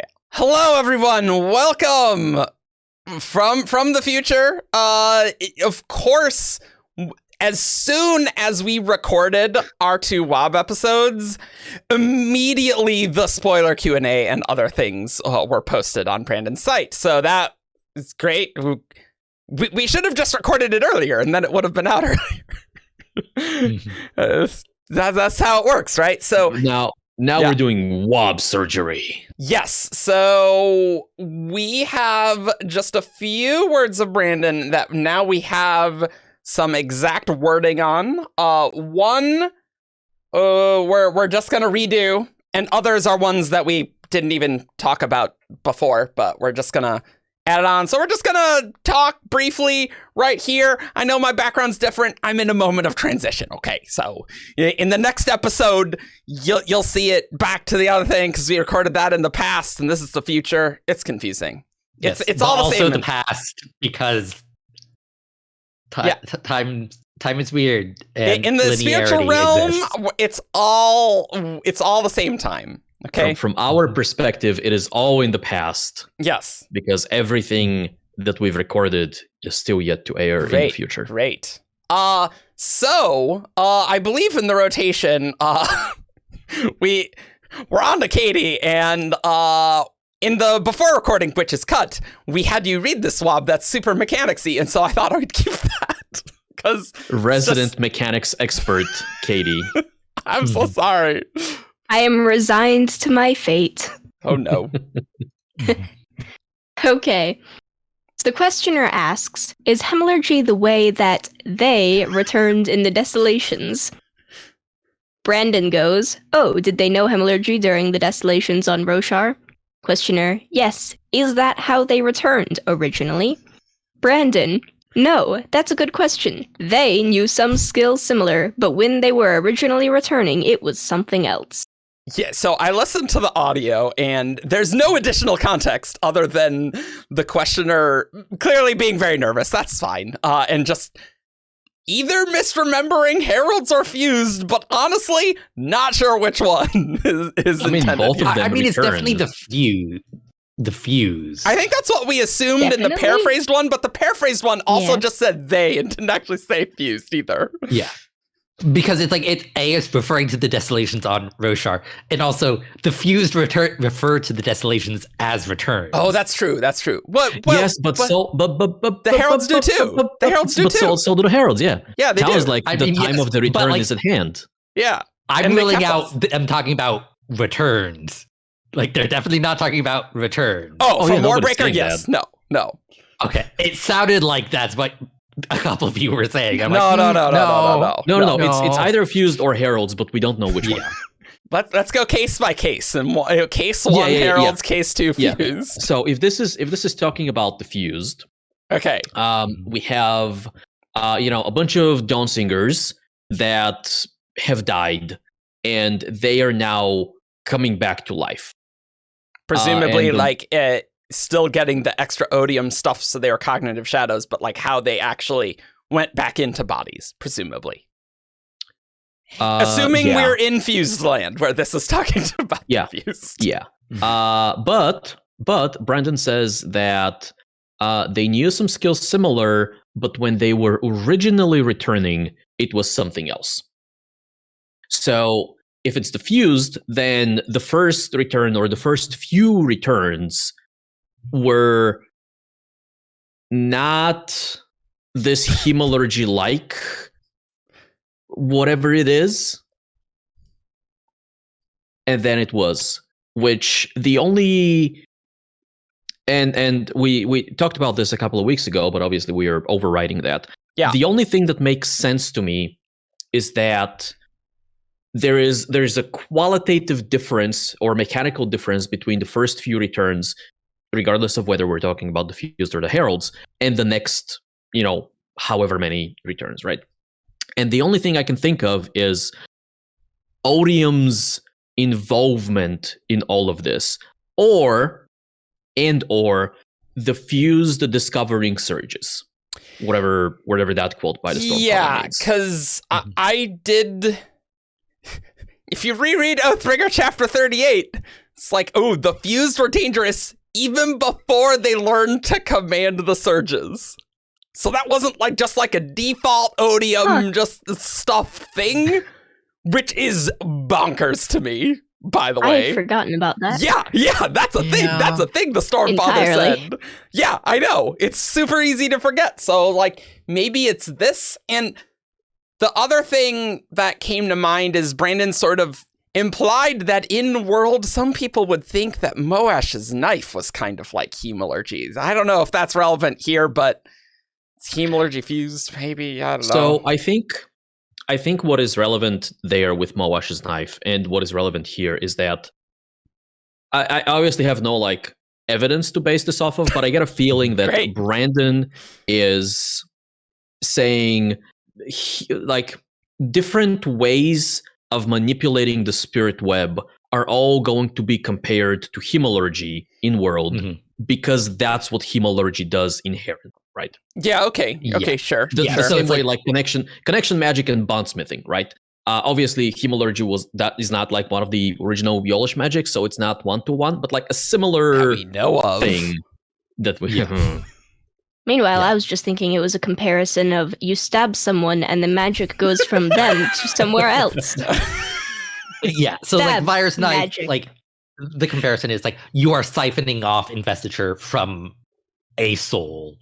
Like that's a natural like comparison. For here, I personally do think it's referring to the fused because it's more talking about grafting a spirit web onto a different spirit web. Yeah, right. In terms of like cognitive shadow spirit web taking over a body. Yeah. And like interfacing. And maybe they're like, maybe the questioner's logic was like, oh, hemalurgy brought Kelsier back in some way. Presumably, right? And something like that. It doesn't really make sense for the heralds because the heralds just, as far as we know, the bodies materialize and then them are set. Yeah. It makes more sense for Way of Kings Prime, where I think the fused also body snatched people. Oh, you mean the heralds? The heralds, yes. The heralds also body snatched people, I think. I haven't read Way of Kings Prime. I don't think any of us have. I think Paleo got through and he couldn't finish it. But I like the idea that there's a qualitative difference, especially if the fuse didn't originally have surges. Because what the hell does that even mean? I think weird. this marks kind of the transition from Dawn Singer kind of stone shaping like thing that we see with Venli and her stone shaping vision. So I think there is kind of a native Rosharan or native Dawn Singer magic that, as far as the Stormfather is concerned, is not surges, which weird, but okay. The Stormfather is known for being precise. That's true. And then originally they used something with that to facilitate a return. I threw an idea in one of the chats that was like maybe it required like an actual sacrifice or something. And so it was not something that they were willing or eager to do, but they thought was necessary to do on a small scale so that they can bring back like a few key warriors or whatever. And then a return or 2 or 3 or 5 later, Odium shows up with access to the surges as we know them and changes the whole system. Yeah. Alternatively, if we disconnect the whole weirdness with the surges from this thing with the returns, like, because we just got like a very different way of returning in the Everstorm. So it might be like the old way is of where like Odium is more like directly involved is the originally returning, which is no longer the main way because we have the Everstorm. Yeah, but this question's asking, is that how they returned originally? But yeah, and Brandon's saying it was something else, but that could just be referring to the Odium way of doing it. That's not hemalurgy. Originally might mean all the way up until the Everstorm. Yeah. I would say that it would have to. Okay, well, I think clearly we're going to have enough to talk about Heralds and Desolations episode, which is going to be coming up in a bit.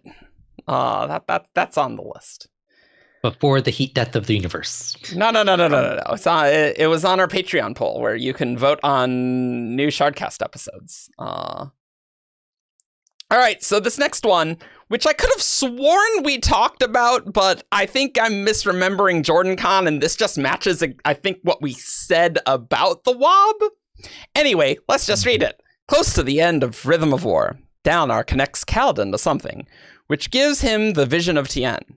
Did he connect him to Tien's dead soul? And if so, does Dalinar know what he did? Brandon, there are 2 prevailing theories on what happened here among Cosmere knots in-world arcanists. I still hate the Cosmere knot term. I don't like it at all. Mhm. Stop it, Brandon. I like the idea of it, but it doesn't. No, yeah. It doesn't work. You would get two different answers. The most common one is Dalinar attached himself to the spiritual realm, pulled out possibilities, and showed one of those to Kaladin. Questioner, if so, where did the horse come from? Brandon, either pure coincidence or some sort of matching of fortune to the moment that ended up leading Kaladin to the place he needed to be, which is the way a lot of fortune works. Fortune would be like, you should go here, and you don't even know why. That's what the Arcanist answer would be. It would be the most common answer. Some people would say he reached into the beyond and connected Tien to Kaladin via Tien's actual soul. I will leave these both as equally valid theories. As I've said many times, I'm not going to say whether there's an actual afterlife in the Cosmere, because it's too foundational to too many characters' beliefs or lack of beliefs or worldview in-world to have the author contradict them either way. I didn't go back and re-listen to the Jordan Converts of Brandon, but I know we talked about this thing, and I think we mentioned fortune stuff.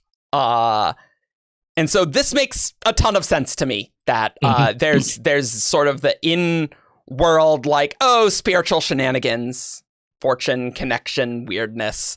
And then there's the belief answer of that there is the beyond and Dalinar reached it. Right, and Brandon's not going to confirm either way, and he's never going to. Yeah, I like how he touches on fortune here. Yeah, because it does match a lot of my perception of fortune. Yeah, same. Mm-hmm. Where it's like that's actually good info subconscious, like reading of potential like futures is like you don't know why, like you need to go there, but like you need to go there. Yeah, or like subconsciously, you know you need to go there. It's a good fortune lob. But it reminds me of in Harry Potter and the Half-Blood Prince, I think, where Harry drinks the bottle of Felix of Bliss. like, yeah. And he's like, oh, like I need to go to this random place. And like it turns out like that is exactly what he needed to do. Like to get his ultimate goal accomplished. Right, yeah. It's probably just making this into a more harder magic system. Mm-hmm. That said, the spiritual realm, not very hard magic system. But no, because like luck is being in the right. Right. Yeah, because luck is being in the right place at the right time. And this is just helping you get there. Yeah. It's at least providing logic to the weirdness. The spiritual realm does have some logic. So the next question is from Mage, who asks, could Navani open a perpendicularity when she got far enough in her oaths? Brandon, this is theoretically possible. And I hate this question. Right, because because you would think that the perpendicularity is like the specialness because Dalinar is like Honor's dead, and Dalinar's sort of like proto Honor and is doing things that way rather than a default bondsmithing power, right? Yeah, because I'm pretty sure not Honor. The Stormfather says like when like Dalinar opens perpendicularity, like this has never happened before. That's true. Well, but so here's the difference, right? One of them is what Dalinar does at the Battle of Thaylen Fields is unprecedented. Like he opens that perpendicularity wide, and there's like investiture pouring and recharging, the entire beach essentially. And I am reminded of a scene in The Rhythm of War when Dalinar was speaking with the Mink, like they were overseeing a battle, and Dalinar, in his internal monologue, talked about how, if necessary, he can probably open a small perpendicularity and slip him and the Mink into the cognitive realm where they have like a boat waiting for them. And so I think touching somebody and infusing them with light, depending on the bondsmith, is a base bondsmith ability. I think being able to open a perpendicularity that is small enough for you to slip into the cognitive, which does sound very much like what else colors do, by the way. Yeah. I think that is also a base bondsmith ability. Opening, like making that perpendicularity as large as Dalinar did, and like AoE infusing everyone around you, I think that is an artifact of Dalinar being bonded to the remnant of Tanavast and the Stormfather and whatever the hell else is going on there. I was going to say it could also be not something specifically different with Dalinar himself, but something that has changed overall so that bondsmiths couldn't do it in the past, but now any bondsmith can. I mean, because Honor's not regulating it, right? Like that's actually a good point. Yeah. Yeah. I like it being more like Dalinar being special because of like that unique situation. Yeah. And rather than this is now something any bondsmith can do. And I also dislike the small perpendicularity being a base bondsmith power, because that makes like it would be fine if bondsmiths had transportation as a surge, but it's like that you're just doing what transportation does. It's like it doesn't make sense to me. But no, they're not just doing that, because transportation transports you into the cognitive. It doesn't also open up a perpendicularity to the spiritual and infuse things and invest and like give stormlight to what's around you, right? Better than transportation. Yeah. Yeah, but like in Theoryland, like not Theoryland, because that's actually a site from Wheel of Time days, but Theory World, I'll say. It would make sense to me if like the bondsmith surges were adhesion and transportation. Like, yes, like that totally makes sense as a bondsmith power. Do the blending of surges to make perpendicular. Instead you have tension. But as it is, like that, I feel it steps too much on the toes of transportation as a surge, and I'm like, sure. Why have transportation as a surge then? There is one more thing that is important that we need to bring up, and that is the fact that Ishar can also open exactly the same kind of perpendicularity that Dalinar can. That's true. True. Yeah. And so that seems to tie it a lot more to bondsmiths in general and matter of skill, matter of power, than to the Stormfather's bondsmith specifically. Though could be some weird stuff with him being unchained, whatever that means. All of them are. Yeah. Are they though? I think that only means that, like, I thought Ishar specifically was, because he has no spren to regulate. Yeah, he's not chained by the oaths. Oaths. Yeah. Yes, but that doesn't change the fact that Honor is no longer regulating the powers of bondsmiths. Yeah. Alternatively, it could still be because of like Honor, the connection to Honor, because the Honor blades are splinters of Honor. This is true. Well, I mean, aren't spren splinters of Honor? They're like they have a mix. There's some cultivation in there too. Yeah. And by the way, speaking of that, though I agree that bondsmiths could infuse people, I don't think Navani could infuse radiance, because she would be giving tower light, and so that's an open question, right? Like I don't think she could infuse stormlight for them. Yeah. But she can fill up the tower. Yeah, right, exactly. Yeah. It's like generate light is a base. Yeah. That I agree with. Just wanted to be clear there. And presumably the Night Watcher's bondsmith gives life light, right? Yeah. Why would the siblings bondsmith need to fuel the tower when the sibling can do it themselves? I don't think it's like a matter of need. It's just like that's how it works. Like that's useless. Sometimes that's how reality works. I'll need to make a note of that for our sibling and Eurytheru episode. That will be less near in the future, but still hopefully 2022. Yeah, it's like, why are there aluminum and duralumin gnats? Like, they're useless. Like logical consequences that are useless. Yeah. Don't be mean to the gnats. They're people too. Hey, they're perfectly good hemalurgic spikes. They're perfectly good hemalurgic spikes. Let's go to the next one. Let's go to the next one. I love this one. So we don't know who it comes from, but it says, A spirit web is composed of a bunch of chunks that are added based on certain circumstances. Could you manipulate spirit web patterns out of raw investiture in such a way that instead of cutting something from someone and grafting it onto someone else, actually manufacture the chunk desired from investiture and put it on the other person? And Brandon says that yes, you can. They don't know how, but you could. Synthetic meat, synthetic souls, possible. I mean, at like a high level, isn't Len Rune and Preservation creating souls kind of this? So like, I mean, granted, Yes. this would be on a much lower power level, but like, isn't that essentially how you would create souls as a shard? So like, that makes sense. I don't know how you do it with like standard magics, but.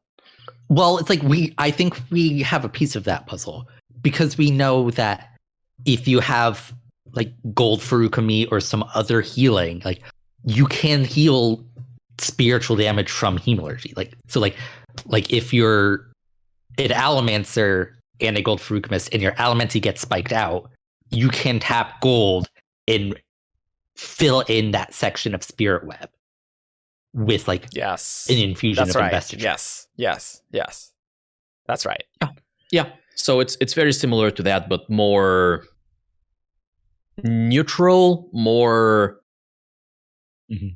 transferable, right? Unkeyed. Oh no! Pure unkeyed door. By the way, pure unkeyed door is what Brandon said. It's exactly that. That wasn't paraphrased. That was written down correctly. So that we didn't need to correct. Oh, and by the way, I think I went through every WoB that was paraphrased, and I clicked on the link to see if they changed, and most of them didn't matter. So we don't need to correct. The paraphrased reports we had were very close to the actual phrasing. So like we didn't misinterpret anything, we didn't miss anything. Spectral Lamina did fantastic job taking notes during that. But yeah, I think this is exactly like comparing synthetic souls to synthetic meat is like exactly what's happening. Like you were growing a piece of soul, like you were growing a piece of like organ in a or not a piece of organ, but an organ in a lab, and then you were stapling it onto someone else.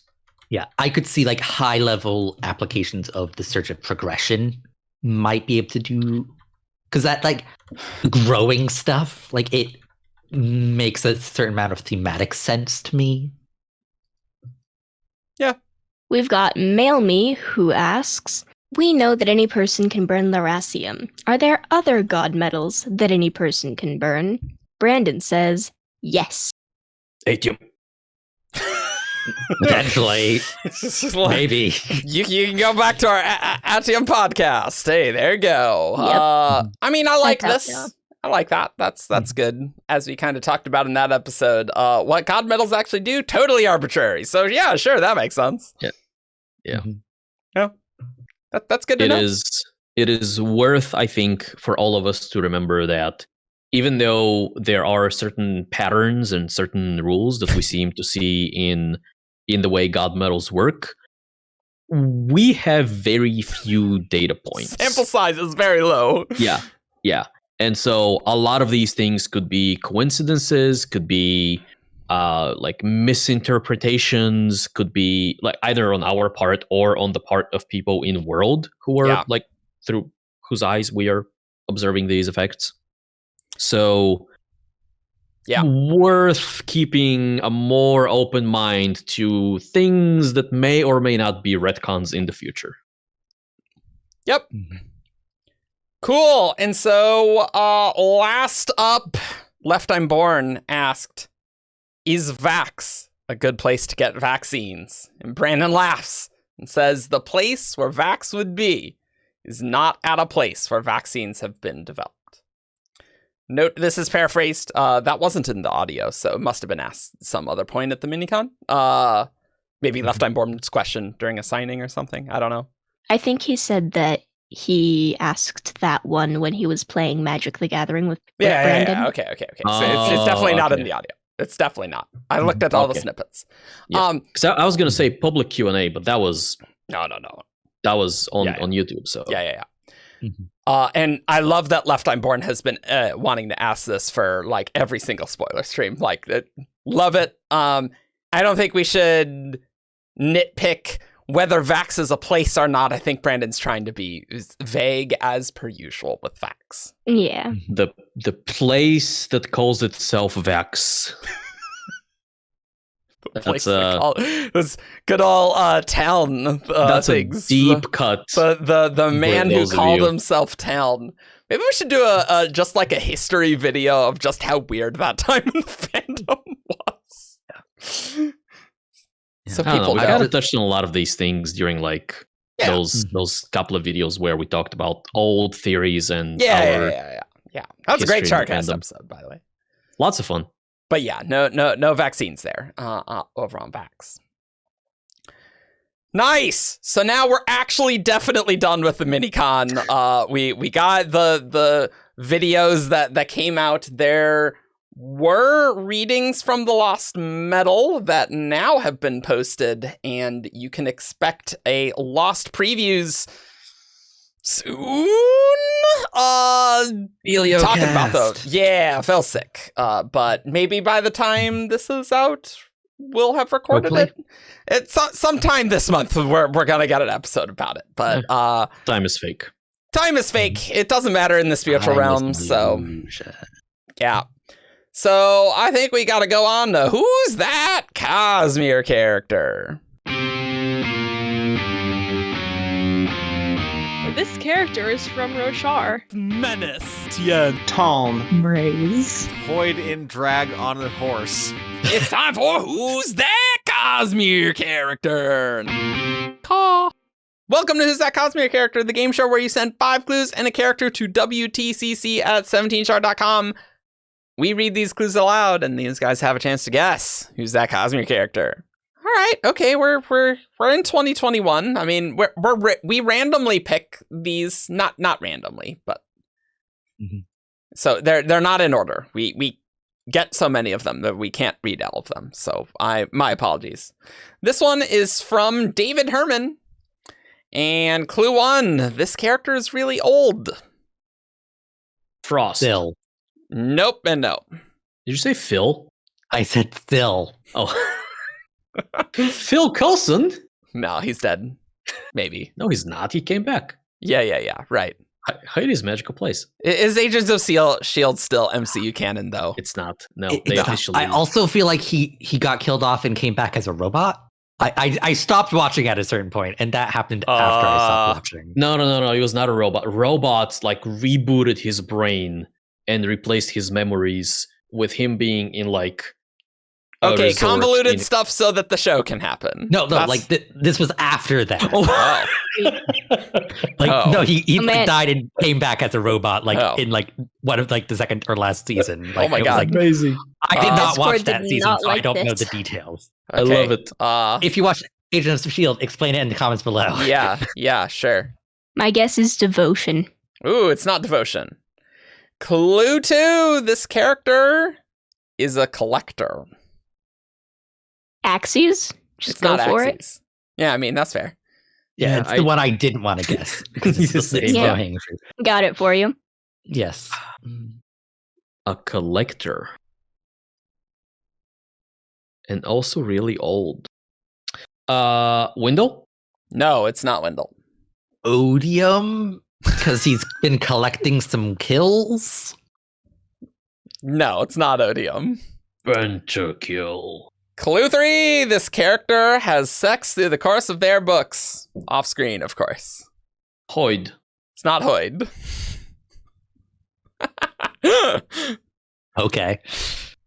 Okay, I have 2 guesses now. Okay. Well, I was gonna go one character, but I think I'm gonna go Wayne. It's not Wayne. Not really old. Eh, He's old to me.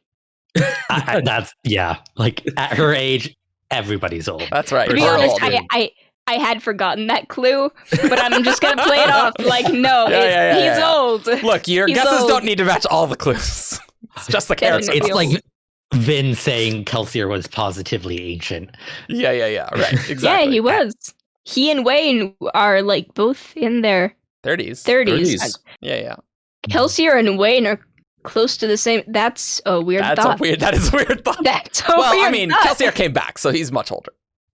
Well, yeah, but like At when the they were time. alive. Yeah. Even if one of them acts a third of his age. Yeah. Susebron. It's not Susebron. I like the guess, though. What do you think he collects? Breath. He has a very extensive breath It's true. collection. You're not wrong. Technically, you're not wrong. Clue 4. This character enjoys violence. Definitely not the other character I was thinking of. Also, definitely not Hoid. Although, Well, I mean, enjoys violence. yeah, that's a good point. That's a We've fair seen him. point. yeah. He He just can't do enjoys it, but violence. he does enjoy it. Those are different things. He seemed really gleeful when he like, He did. just He did. kick Kelsey's ass. Enjoys violence. Yes. Old. Yes. Has sex. Yes. Is a collector. collector. Yeah. Sex is the weird one there. The Hi, Brandon character. It's not Kai. Nice. Because he has kids, I'm assuming Yeah, stuff happened. But is that through the course of the books? Mm-mm. Yeah, the sex one should really limit things. In Brandon's books, yeah. Should. It really should. One of the 5 characters. I am surprised you haven't guessed it already. Old. And old. Yes. An old character. Teravangian getting it on. That's not a thought I wanted in my head. There you go. You're No. welcome. Just like Palpatine having kids. That's canon. They were clones. Like I'm No. But in Rise of Skywalker, this I'm not granddaughter. happy with this guess, but I'm gonna go with Dalinar. It's not Dalinar. I do want to respond to that because, like, I'm pretty sure like his son was like a failed clone of him. Is that you're true? responding to it. I don't. I'm I pretty don't know. sure. I don't know. That movie is bad, and I don't want to think about it. Love this one for enjoys violence, but Navani. It's not Navani. Old. Yeah. Sex. Yeah. Clue 5. This character has cross-dressed. How is it not Hoid? Have we yet stated? This is a new clue. I can guess. You can guess. Is it Milan? Yes. Milan? Yes, it is Milan. Yay! Woo! I'm like, I as really- soon as you guessed Wade, I was like, oh, hey. Like, oh She's yeah. I there should've- for The other side. stabby. I was thinking Kendra like collect bones and collect various. I thought of Vendel for half a second, and then it was like enjoys violence, and I'm like, surely it's not a Kendra then because they don't. Milan, on the other hand, she likes the You stabby getting that? stabby. That Kelesina Shores party. She's like, Mhm. yeah, let me just stab you with my arm. Nice. Mhm. All right. This next one is sent by Andrew. Clue 1. This character has at least a double-digit kill count. Oh, we're just starting that way. Odium. That's true. That's true. Yes. Debatable. Yeah. I mean, what does it mean to kill? Vin. It's not Vin. I mean, it's a good guess. Ruin. It's not Ruin. Yeah, that's fair too. Clue 2. This character has a near-death experience, which I know A lot really of narrows them. it down. Yeah, I A know. lot of them. I have a Lend. brand, A lend? No, it's not a lend. and I will stick to my brand, Kelsier. It's not Kelsey. Technically, he had a full death experience. Doesn't mean he also is it so this goes back to the regicide conversation we had on Shardcast a while back. Right, So, right, like, right. If you kill yourself, have- is it regicide? Well, if you have a full death experience, does that automatically mean you had a near death experience because you had to go It was really close to death. near? It was very Well, near. It was very well, near. you got to very close to death and then continued. But I feel like near death experience implies like reversing directions very quickly Sure, from death. He was the preserved. pits. Whatever, it doesn't matter. I have not guessed this clue, you right? haven't. Yeah. I'm going Jasnah. It is Jasnah! Yay! Kadie, you're Yeah. rocking it on Who's That When you Cosmic said Character. when you said you have a brand, I thought you were going to go for her, and I was like, oh, well, that's Nice. The Foiled. I was like, oh, that's Foiled good. Yeah, by my that's own true. wit. Foiled by foil. Clue 3 was this character's primary weapon is not the sword. Clue It's her 4, ties. this character makes a triumphant return. And clue 5, the fandom has an unusual fascination with this character. That I is. don't think it's I, unusual. I disagree with 5. Yeah. Yeah. I think it's very sensible.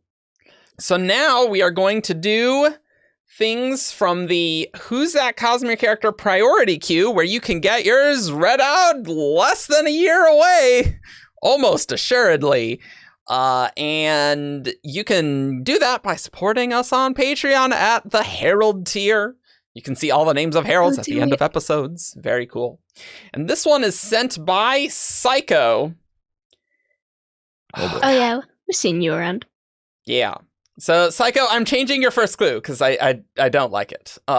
So I'm sorry. So, clue 1, this character is in multiple books. That's a sensible change from whatever it is. Yeah. Allomancer Jack. It's not Elmancer Jack. Also Milan. It's not Milan. Yeah. Tensoon. He also has a brand. It's not Tensoon. Eni has I'm her cool with brand that. of crushing at Who's That Cosmere Character today. I'm cool with that brand. Yeah. Beginner's luck. She's been on I've the been show in a before. few of them. I think this might be the first time I've won, possibly, on here. I honestly can't remember. It's just a delayed onset of beginner's luck. Yeah, that's how that works. Yeah. All right, clue 2. This character has appeared in multiple realms. Naz. It's not Naz. Hoid. It's not Hoid. Just gonna guess obscure characters. It's like Naz is obscure. Relatively speaking, like he's not. Yeah. Okay, He's not sure. Kaladin. Vivenna. It's not Vivenna. Nice. Clue 3. This character is invested. Very helpful. Multiple realms. Mhm. Dalinar? It's not Dalinar. I like what how you're you thinking, think. though. It's good. I have committed to this line of thinking, so technically Khriss is invested. Probably. She's lived a long time, but that's I not mean Khriss. the sky colors thing. Oh, yeah. Katie, do you know what sky colors are? I've definitely heard that word before. Yeah. Apparently, that's dark side things. I don't know. We It's don't know I- anything. dark I side have- magic. I have not read White Sand Prime. Yeah. Well, no one's read White Sand Prime, but White Sand Prose. Or yeah, sorry, White Sand Prose. I haven't read that. Yeah. Do you know the colors of the sky? Dayside gets Sand Mastery. Dark side gets Yeah. whatever the sky colors are. Thank you for guessing, Chris, because like she's been stuck in my brain. Same. It's seen in multiple books, seen in multiple realms, Yes. And is invested. and is invested. One of those clues is much less helpful than the others. Elsier? It's not Kelsier. Clue 4. This character has only appeared on one planet. So, like, in the books we've seen them, that's only been on a single planet. Okay. Eshonai. Nope, it's not Eshonai. Womp womp. All right, Vin. It's not Vin. Go through the Phil. shards. It's not Syl. All right, clue I 5. again heard Phil. Phil! Damn it, Phil Coulson. Clue 5. A member of the Ghostbloods tried to recruit this character.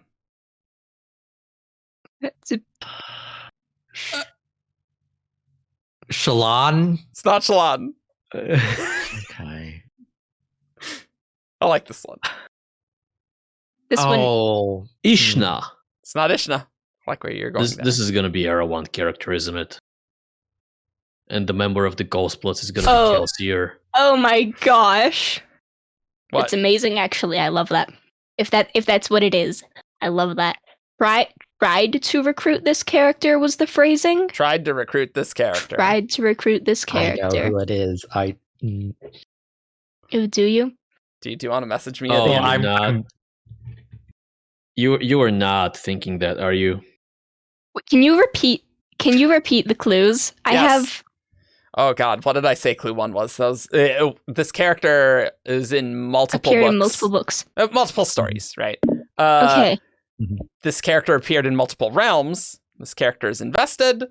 This character has only appeared on screen in one planet, and a member of the Ghostbloods tried to recruit this character.